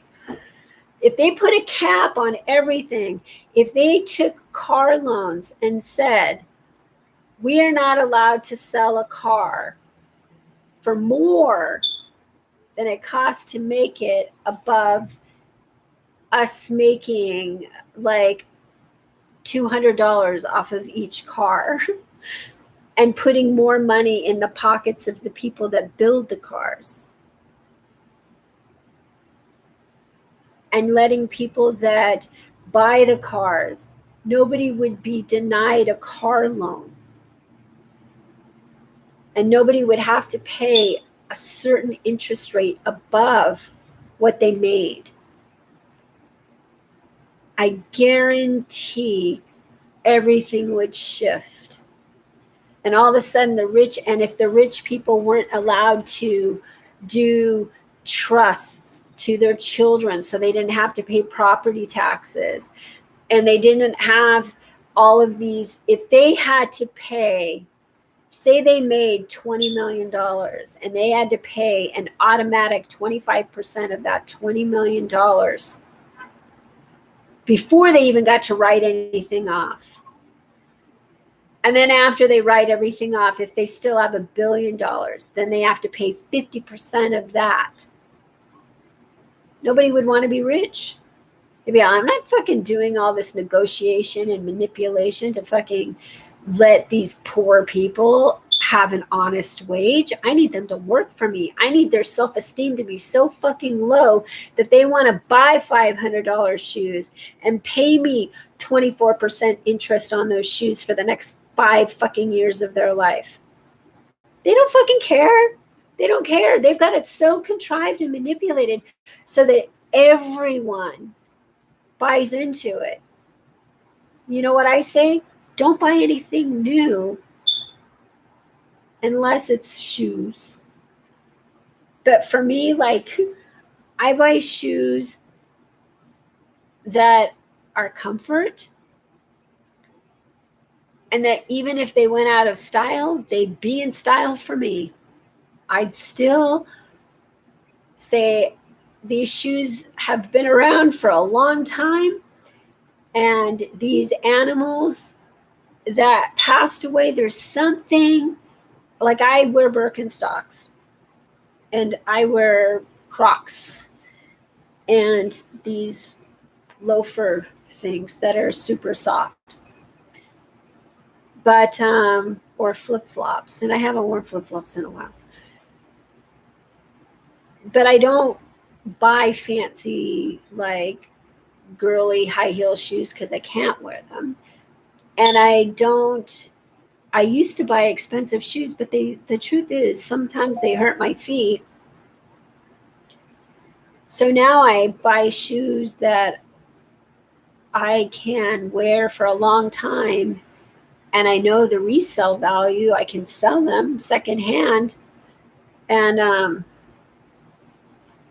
so I've changed the way I live my life a little bit. It's nice to get something that doesn't have multiple energies attached to it. But at the same time, when I buy a pair of shoes, I know that I'm experiencing the energy of the person that actually did the sewing. I'm experiencing the animal's experience. I'm experiencing the color of the shoe. I'm experiencing what day I wear them on. I'm experiencing everything. Those are particles. Those are entanglement. That is duality. That is all of that stuff in every little thing you do. Every little thing you do. So the more I want to find peace with my life, the more I become part of the process. And so if someone is going to sew shoes and do these things, I start sewing. I start making things. I start doing things. I start changing the way that I understand what's really occurring. And so there are really bad people in the world, like really bad people in the world. And there are some people out there that know how, these physicists know how the universe works. They just don't know which person to try to control. Now, the thing is they can't control me. I can't be controlled. I can be bossed around. They can manipulate me. They can take numbers. We know Tanya's numbers now. But they do the same thing with all of you guys. Only they lump you all into like one group of, okay, these are the poor people on the credit thing. These are the this, these are the that. And the thing is when they try to manipulate you with these numbers, they end up getting manipulated by these numbers themselves, because then they're born to experience. Now, me, nothing in my life is perfect. And yet everything in my life makes sense.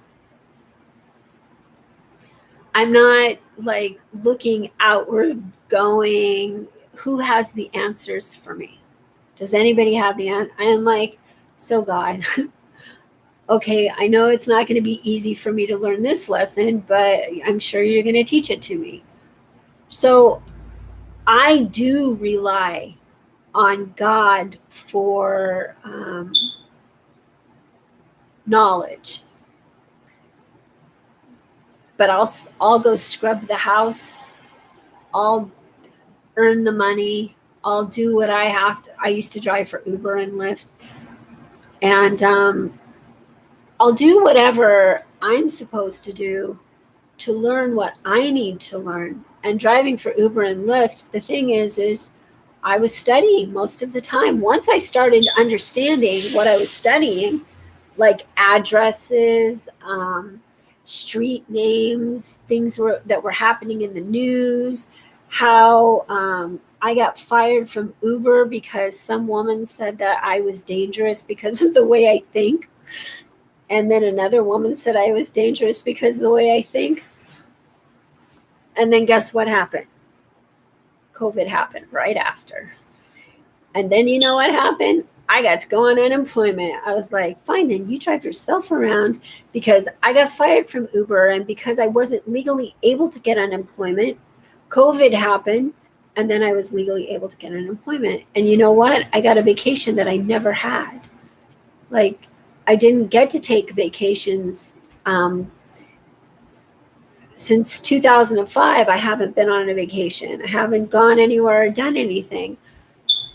But being able to spend that time with my son and that time with my daughter and my granddaughter and my pets, that was everything to me. That was a vacation. That was an amazing opportunity that I'll never forget. And I lost my son, but my son is still there. He's just not my son. But the optimistic reality is that my son will one day be my mother. So I'll be part of her life again. But she'll have to experience things that I experienced as her mother.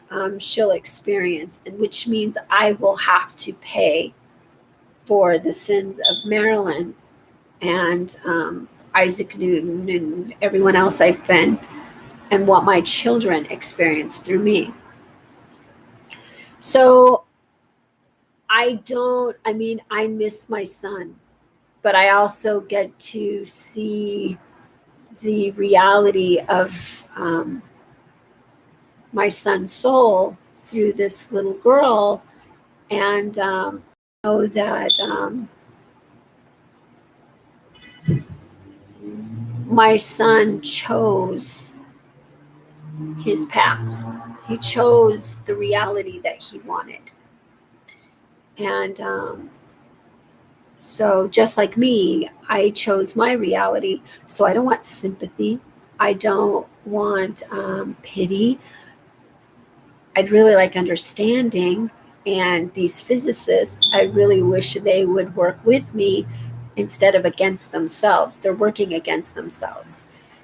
And that Thomas Hertog made a public video where he says, I can control the world. And I'm like, oh, that's not going to go well for you. What kind of human being would try to control the world? That's what Hitler tried to do.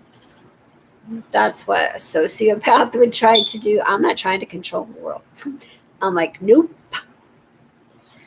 Nope, nope, nope, nope, nope. You know what I want? I want kindness and decency and thoughtfulness and compassion and helpfulness and mindfulness and good health and enough, not too much. I want everybody to have enough peace, enough work, enough ethics, enough integrity, enough intention, enough kindness, enough lovingness, joy. I want people to have enough self-awareness, and not so much that they're boisterous and going, you need to listen to me. I'm just telling you my story. I'm just telling you my reality. And I'm telling you that as Marilyn, who's Tanya, who was a scientist, who was many things, that who was an artist, that who still is an artist, who still is a scientist, who still is a female. I'm all of the things that I was. Each thing, when I was a scientist, I was known for being a scientist. When I was an artist, I was known for being an artist. When I was a sex object, I was known for being a sex object. Or when I was an actress, which is a professional liar. This lifetime, I don't have the academic background. I definitely don't have the flawless beauty. I don't have a lot of the things that I had showcased. I'm all of the things that I was in the simplest form that I can be, which means that there will come a time when I am a 7-year-old and I will be the smartest, wisest 7-year-old in the world, because Einstein said a 7-year-old would be able to understand this theory. So what will happen is Einstein's changed. Einstein had decided that Einstein wanted to be a fashion designer. Einstein was a princess. Einstein was a fashion designer. I wanted to be a scientist. And I probably wanted to be in love with a man when I was Isaac Newton. So I became the most energetic, charismatic female whom couldn't have an orgasm. Marilyn Monroe could not have an orgasm. And Isaac Newton didn't have sex. So he would come back as a sexualized woman that kept having sex, and was sexualized and paid a lot of money for being changing the energy of reality. And so Isaac Newton did the same thing. And what happened with Isaac Newton, there were a lot of men that were envious of his mind. So, and his body of work. So then Marilyn would come back and those men would no longer be intimidated by Isaac Newton's mind. They would be enamored by his body and the works of his body. Now me, I'm coming into a scientist's world and an actor's world as a flawed woman with no formal education in physics.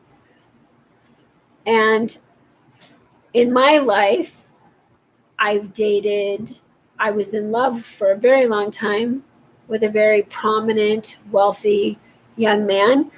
And I've dated movie stars and singers, the good-looking captain of a hockey team, a male model. And that male model, his brother Joe, was a professional baseball player named Pat Gomez, who was married to a girl named Marilyn. And Joe is the name of Marilyn's husband, who was a professional baseball player. Everything shifts in each lifetime. All the words are the same, but from a different perspective. And so all of these people that were in my life will be in my life again at a different perspective. And so, like my grandmother was a famous singer after she was my grandmother. And that famous singer passed away in 2011, which is the year that I got my dog. And my dog, when she was Michael, passed away in 2009. And my dog's birthday, Michael Jackson's birthday, is the same day as my granddaughter's father's birthday, and his name is Ben. And Ben doesn't like chocolate cake, and dogs can't have chocolate cake, but my dog loves cake. So that meant Ben had strawberry cake, which my dog could have. So my dog actually got cake on her birthday when she was Michael Jackson, as she did as Daisy. And Paris Jackson's first song was Daisy. So all of these things show up. And I was dating Eddie Griffin, who was with Michael Jackson. Michael Jackson called Eddie while he was at my place, and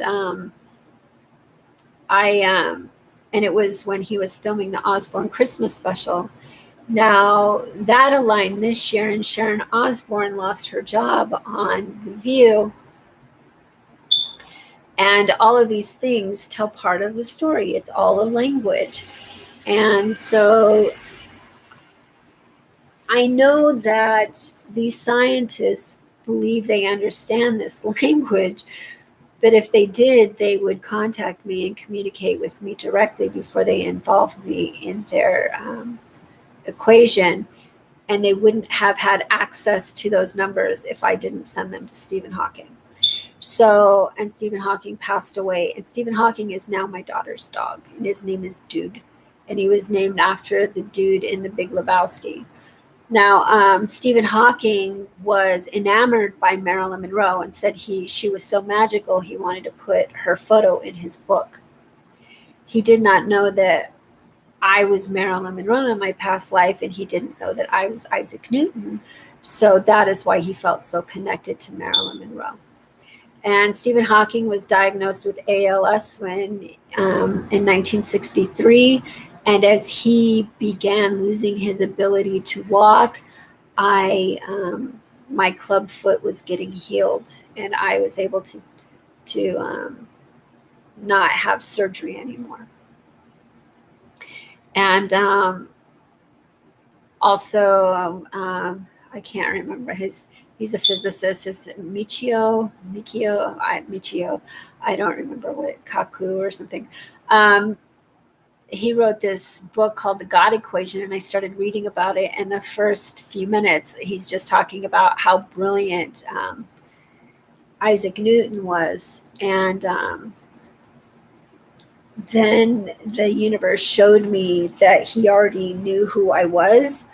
And but he never replied to me. Now the thing is these physicists think that by not replying to me, they can make me angry, and that can buy them more time.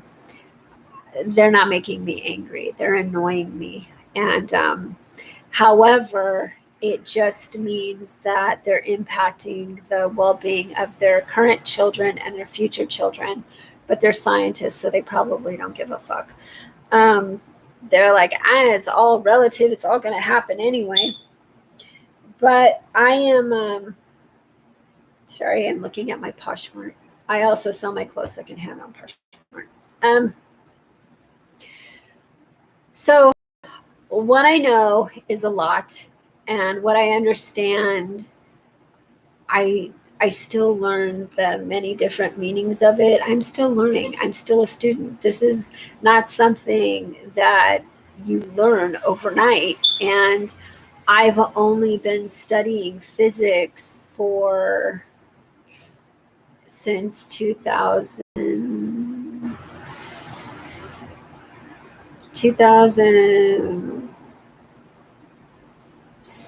the end of 2017, I think. And back then I was reading a lot of books. And I was trying to read a book a day. And then I stopped. And I started reading the same books over and over. And you learn a lot when you read the same book over and over. But I was listening to them, and I was taking them on cleaning jobs and listening to books when I cleaned. And I learned a great deal. But anyway, I'm going to go back real quick to the equation that showed me Stephen Hawking was passing. There were too many Coopers here, too many Coopers there, a driveway coming out, and a ramp going this way. The ramp coming out of the moving truck meant these two cars could go into the moving truck. But the cars going this way and then the ramp going out, they would cross the ramp and they would end up behind my car if they left, right? So what happened was, this car on this side, the same side of the road I was on, I'll put these cars this way. When this car pulled out, that's when Stephen Hawking passed away. So that meant one of the 5 was leaving, one of the numbers. So you have 1, 2, 3. The third, I was born on the third. And then you have 2, and then you have 2, right? And my son and Sophie passed away on the 20, they were found on the 22nd. But then you have the prodigy that's left, and I was left.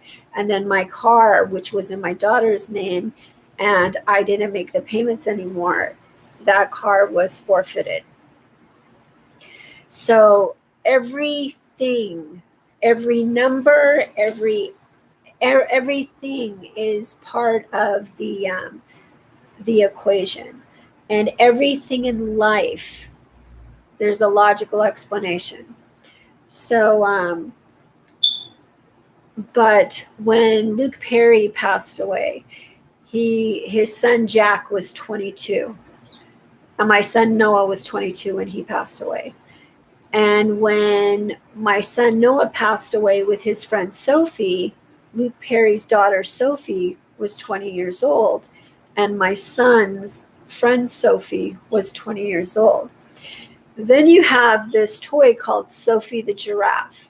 And Sophie the Giraffe was created in 1961 in Paris. And Sophie the Giraffe is made out of plastic. Now, plastics, all of these things come from trees. So Sophie the Giraffe was made by the company Lacoste. I think it's Lacoste. It's the alligator. So then that would explain why the crocodile hunter, his daughter Bindi, just gave birth last year or this year. It was last year. So all of these, or this year, I don't remember, but all of these things, I have my notes. I don't remember everything verbatim just because no physicist can recite their equations without the blackboard. Nobody's going to be able to go blah, blah, blah, blah, blah. So sometimes I have to go back and look at my notes or whatever and get the exact dates. But what I can do is put it out there, and then someone can do the math and go, damn, how did she know that? And the math's always going to be conclusive. They're not going to be able to say, hey, Tanya, you're wrong. It's not possible. I might be wrong about understanding something, but the math is already there. Now, what'll happen is they'll be able to prove murders. They'll be able to prove all of these things are lying. But the reality is, once man judges another man, they've aligned themselves to be judged as that man, because animals are the same as humans. So that means when a lion is a lion, if a lion kills 20 animals, that lion's going to come back and pay for killing those 20 animals. We all pay. We all take turns. No matter what you do, no matter who you are, you're going to pay for your energy. Everybody. And Mr. Mikio, he was talking about, oh, it's really dark. Reality is really dark. I'm like, it's only dark if you're the one paying for your sins at that moment. And so it's going to be dark when he comes back as, paying for his sins. Right now, he gets to be the professor whose one daughter's a doctor and the other one's a lawyer or something, and he gets to go around going, look at us, we're all academics, we're all fabulous. And I'm like, nope, not how it works, dude. There was a song in the 80s, and it's called I'll Melt With You. I'll stop the world and melt with you, and so these guys are singing this song. And if you look at the dates, the music was released, you look at all these guys' information, that's what happened this past year. I'll stop the world and melt with you. Firstly, my son was cremated last year. However, melting is the process in making a surgical mask. And and surgical masks, all of these things come from trees. And what happens? A tree is a form of oxygen. So then you would have a disease that would create lack of oxygen. Whatever you take from nature is taken from mankind. And whatever you do to nature, if you test on animals to preserve beauty or life or whatever, then you show the ugliness of torturing an animal for your own beauty, and then you yourself would emotionally be tortured, and you would eventually physically be tortured or tormented. So, and you would need the surgical procedures, and your loved ones would need the surgical procedures. The doctor that created Botox, he ended up taking his own life. That was an alignment of emotional duress that the animals experienced when they are being tested for Botox. When they create Botox, before they ship out, and I learned this one because I used to get Botox. And I got Botox, and then I was prescribed this medication because I checked myself into the hospital because I thought I was losing my mind. And I was in the hospital for 21 days. And my son overdosed on the 21st day, and my son passed away on the 21st day. So I was getting Botox, and my cat, Zorro, brought in a dead rat and put it on my face while I was sleeping. And I didn't know what it meant at the time, but I was on Benadryl to relieve me from the mild allergic reaction I was having to the medication they put me on. And because I had had an abortion, more than one, the universe aligned me to feel the nausea that I didn't want to feel when I was pregnant. And so this medication I was on a children lower than a child's dose, and I was still getting very, very sick when I was trying to get off this medication. That would be the equivalent of Marilyn having to go into withdrawals when she was withdrawing from painkillers and psychotic medications. So I would have to experience in this lifetime what Marilyn didn't experience because her life was shortened. And so that's the psychology. These are the things. And Marilyn Monroe judged her mother for being in a mental institution. So I checked myself into a mental institution, and I was there for 21 days. And instead of the doctor understanding that I had gone on a raw food diet, and I was on this raw food diet for a few months, and I wasn't consuming enough fat, and that I had low blood pressure by nature, which Stephen Hawking predicted that I would have low blood pressure, the person that would explain how the universe works. I would have to experience what it was like to have someone say that I was bipolar. So, but then I went to a different psychiatrist, and he took me off of all the medications, and I haven't been on them since. But it took a year to wean me from the lowest dose of Geodon, and then I had to have it compounded in order to get off of it. And JFK lived in a compound, and my ex Ed lives in a compound. So these are the things that, and JFK probably said Marilyn Monroe was delusional, and my ex called me crazy for telling the truth. And so then I would have to experience all of my sins, and for judging my mother. So this stuff is no joke. It's there's a logical reason for why everything happens. And because I know who I was in my past life, it's easy for scientists to take all of those people, take the birth dates, the days they graduated, the heights. Like, I was born in 63, and because I gave birth to Princess Diana, who was now Noah, Prince Harry is 6'1", and Prince William is 6'3". That means in past life, William was related to me, and then Diana was born in 1961. So that would be the other birth date. And Archie Harrison, Harris, my son's name was Harris. And all of these things tell you who people were in their past life. It tells you why. It tells you everything. And it's the theory of reality. And I'm going on 4 hours of talking, and I could probably talk and talk and talk and talk until someone, if someone was taking notes, they would be able to create a conclusive equation just from the notes. Everything in life, there's a logical explanation. So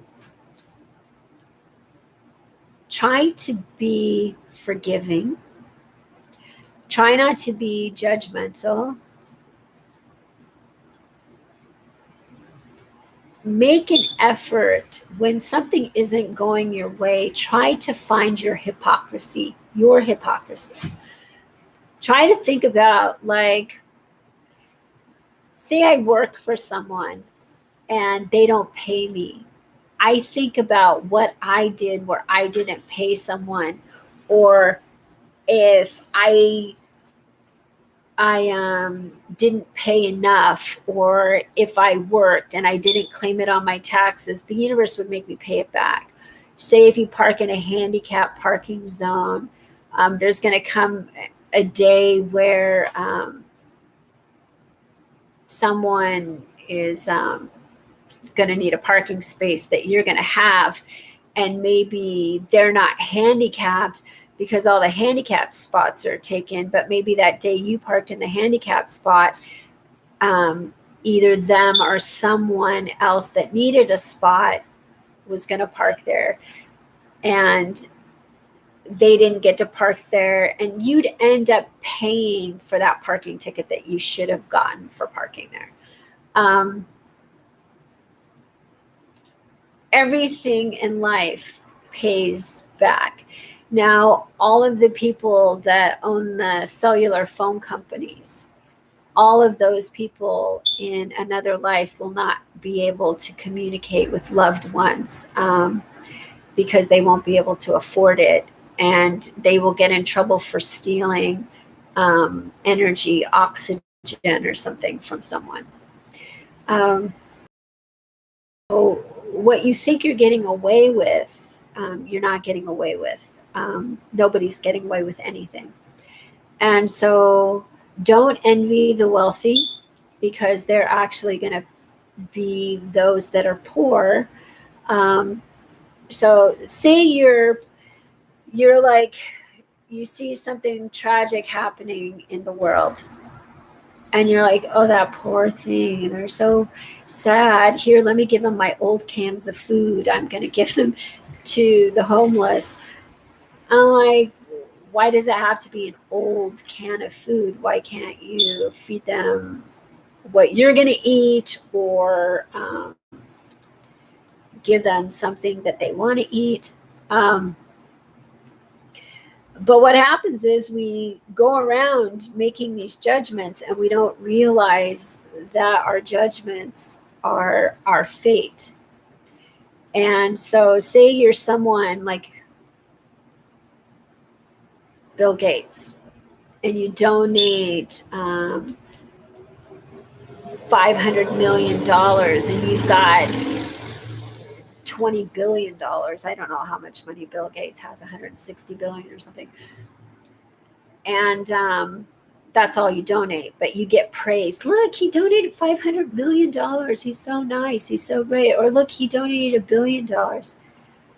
I'm like, okay. How much did he pay in taxes? Did he write it off in his taxes? The second you write something off, your good deed is gone. I mean, the intention is gone. However, if it helps someone, you'll be helped, but you'll have to pay for it. You have to pay for it in order for your good act to be considered a decent act. Now, Bill Gates is going to come back and he's going to be one of those people he donated money to.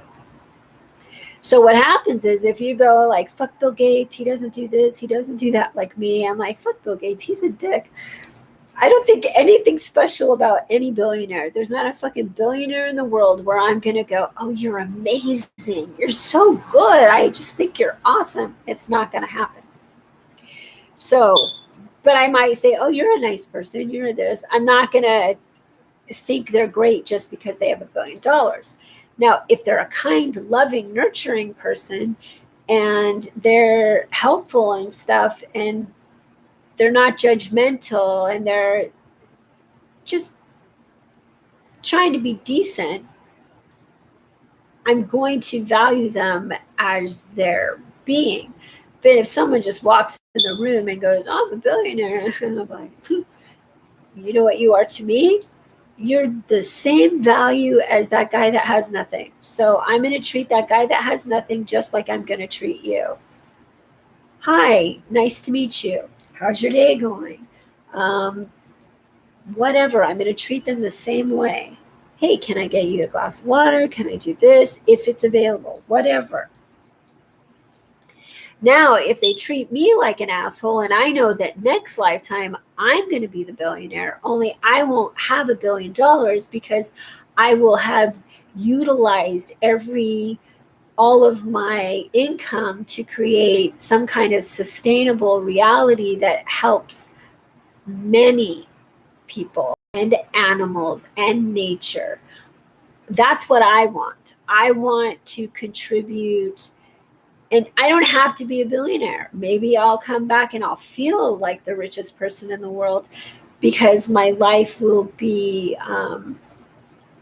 of help without being of hindrance and without being of judgment, without saying, like, I want to help all of reality understand and know thyself, and in the Bible it says to know thyself is true, right? So I'm trying to know thyself. Why? Because I don't want to pity anybody, but I sure as fuck don't want to see people or animals or nature suffer just because we are in a place of power over whatever it is. And so, like, all of those people, those guys out there that are like the Jeffrey Epstein people and stuff, he's coming back. They're all coming back. These guys that are like, I'm going to kill myself and I'm going to meet virgins. I'm like, you will be the virgin. If you think you're like strapping on a pack with your buddy and you fucking kill yourself, you come back as the virgin. You're the one that gets fucked by your creepy fucking friend. So don't do it. There's no God is telling you to go do horrific things. If anything, your communication with God is based on your intention, what you want, what you seek. Do you want harm for others? Are you forgiving? Are you loving? Are you kind? Oh, good. A job. Hold on. Sorry. I have a job.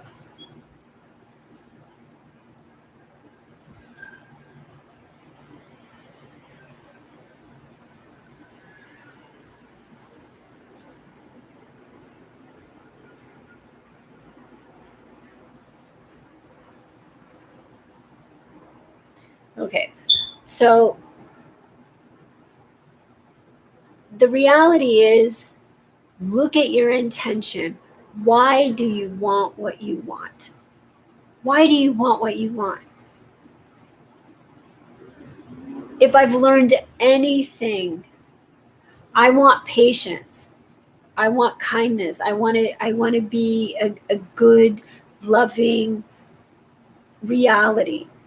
I want to be thoughtful. I want to be respectful. I want to be helpful. And I want to be able to pay my bills. And I want to be able to live a life.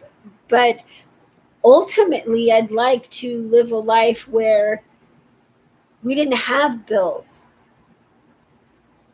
that we had what we needed, not what we wanted, but what we needed. And then we were learning from one another how to create what we want. Like everybody knows how to do something. Everybody knows how to do something.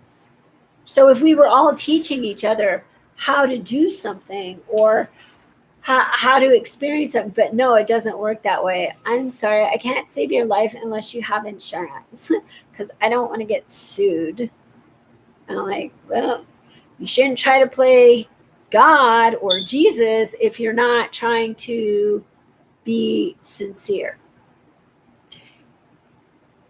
I'm so tired of everybody thinking that because of what you do, that makes you better than someone else. It doesn't.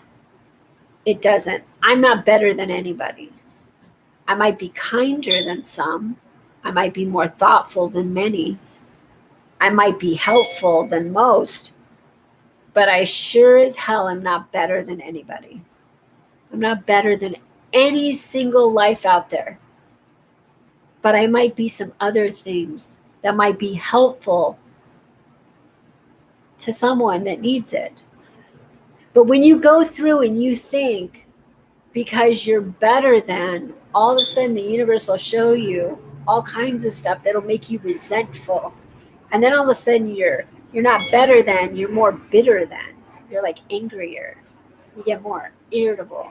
Like these scientists that won't work with me. It's not because of anything other than they're thinking, fuck you, bitch.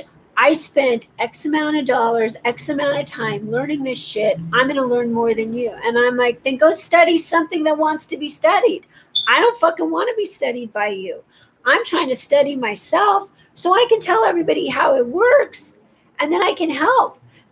They only want to help themselves.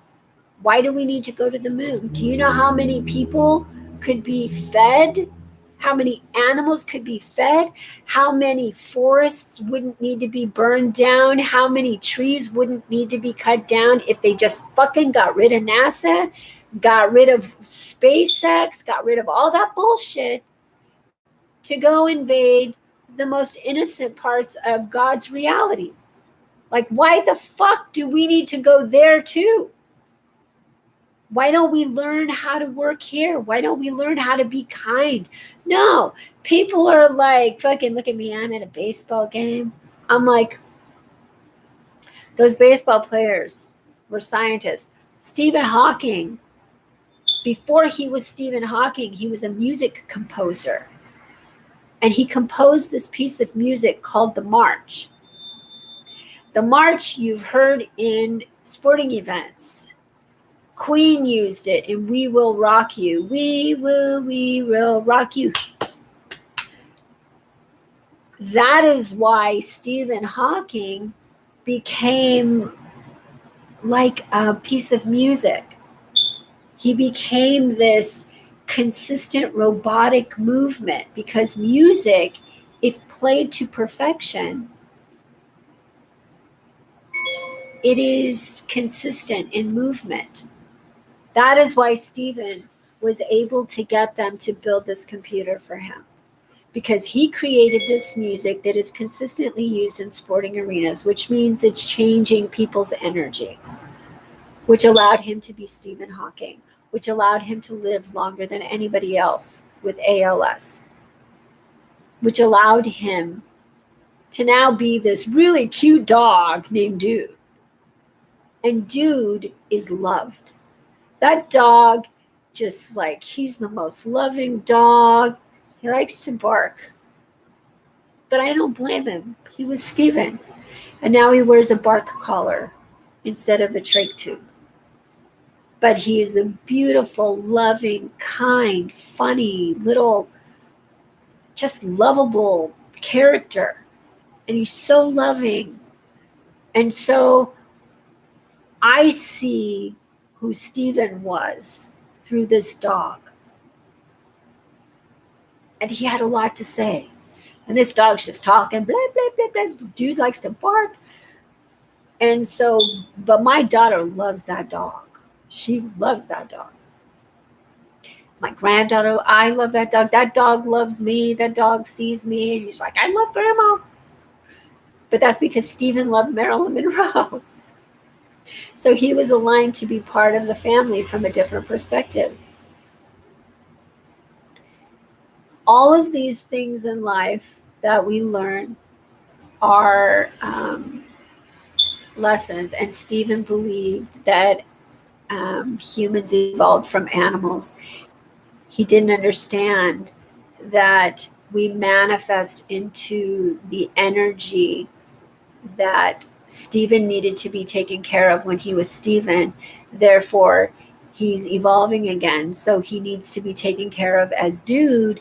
However, he's able to run around, he's able to play, he's able to live a happy, healthy life from a different perspective. And he's allowed to be loved by the people that he loved. His music, my daughter was Freddie Mercury, so she was in Queen. He's allowed to be connected to the music that was his past life and to the person that sent him the numbers that he needed to write his final theory. So Stephen Hawking, I'm here to show that Albert Einstein was correct, that Stephen Hawking was correct, but they couldn't do what they did without my being able to explain what they did. And so that's me as a mom, that's me as a grandma, that's me as a mother, a past father, a past co-worker, a past peer. That's me as so many things that I get to, even if they don't include me, I got to help Stephen fulfill something he wanted to know. And I got to show Albert Einstein the love and devotion that a mother could have through Diana and through Noah, because I got to see Diana got married on TV and I got to see it. And so when I got to study Einstein's theory, and now I get to watch my child experience getting to become whomever she wanted to become. And so, and that's pretty amazing. That's pretty awesome.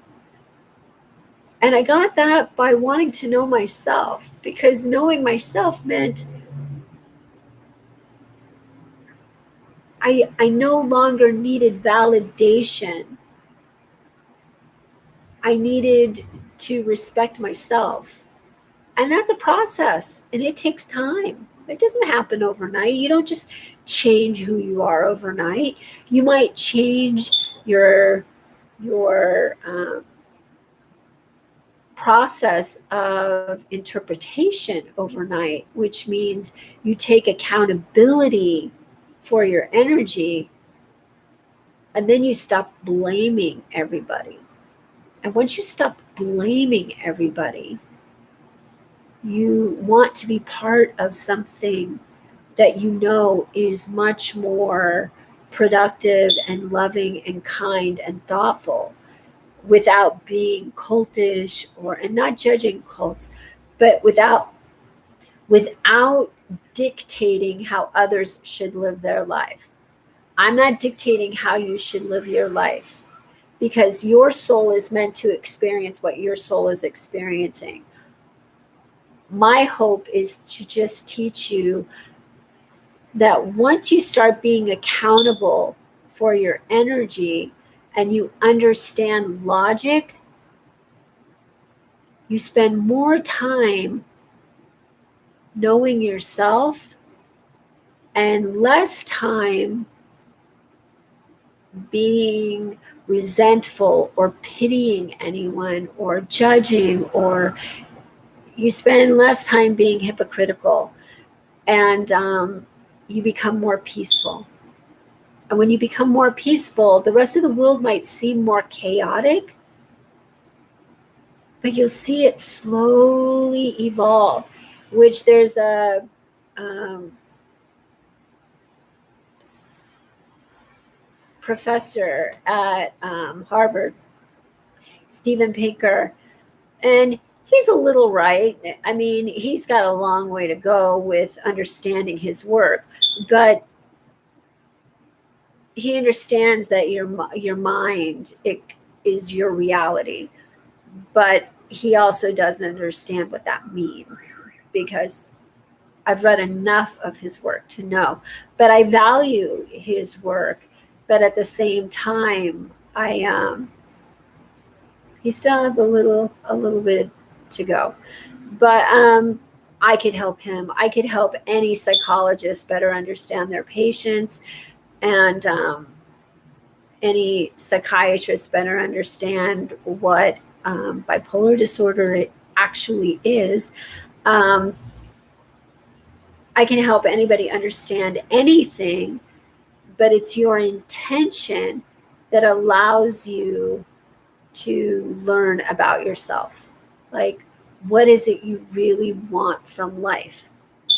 Most people say they want love. Well, most people think love equates to lust and or being desired by someone else. The truth is, if I used to think that way, I used to sleep with people just because I wanted companionship, but I didn't want sex. But then when you're around men sometimes and you allow certain things, then you just go, fuck it, I already came this far, I might as well keep going. I learned that was the man in me from past life. And so I stopped answering to that.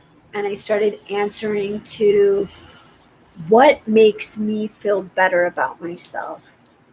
And you know what makes me feel better about myself? Being honest. I'm still learning. Um, Being peaceful, not feeling judged, not feeling like I have to look a certain way or have to be a certain way to be cared about. And then when I stopped looking at other people as though they needed to look the way I needed them to look to feel comfortable in their presence, or they needed to behave the way I felt they should behave,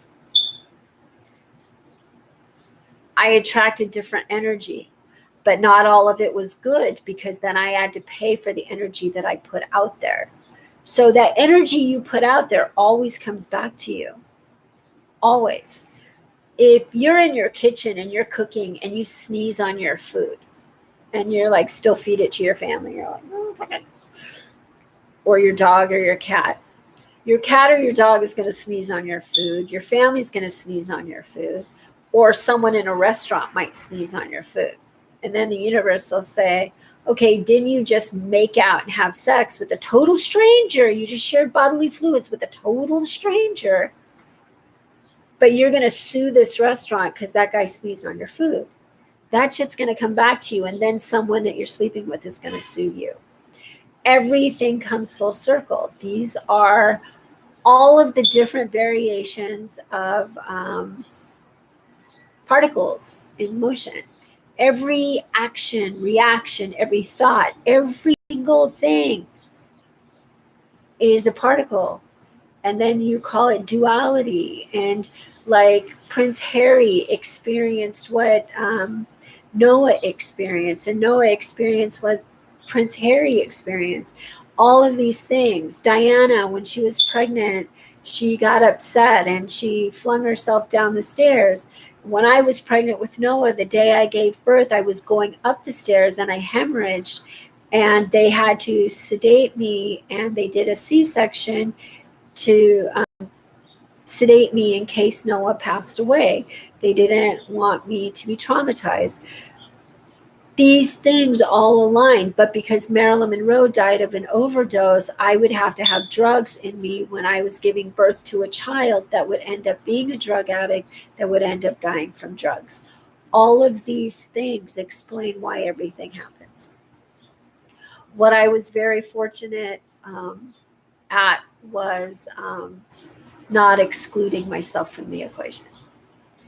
I always knew it wasn't happening to me. It was once I got to a place of wanting the best for my ex, he started wanting the worst for me. And so that's cause and effect. But what happened is, because our relationship caused problems in his marriage, and it caused him to lie, and it caused a lot of different things, and it caused me to be sad, and it caused me to hurt people's feelings when I leave relationships because I kept going back to him. It's all this energy being shifted around. So then it's like untangling a string. And that's what entanglement is in string theory. You're taking all this energy, you're trying to find out where it went, and you're trying to make amends with it, to pull it back in so that you're not as confused or confusing to other things. Now, with scientists, they're using numbers instead of the actual energy they put out there.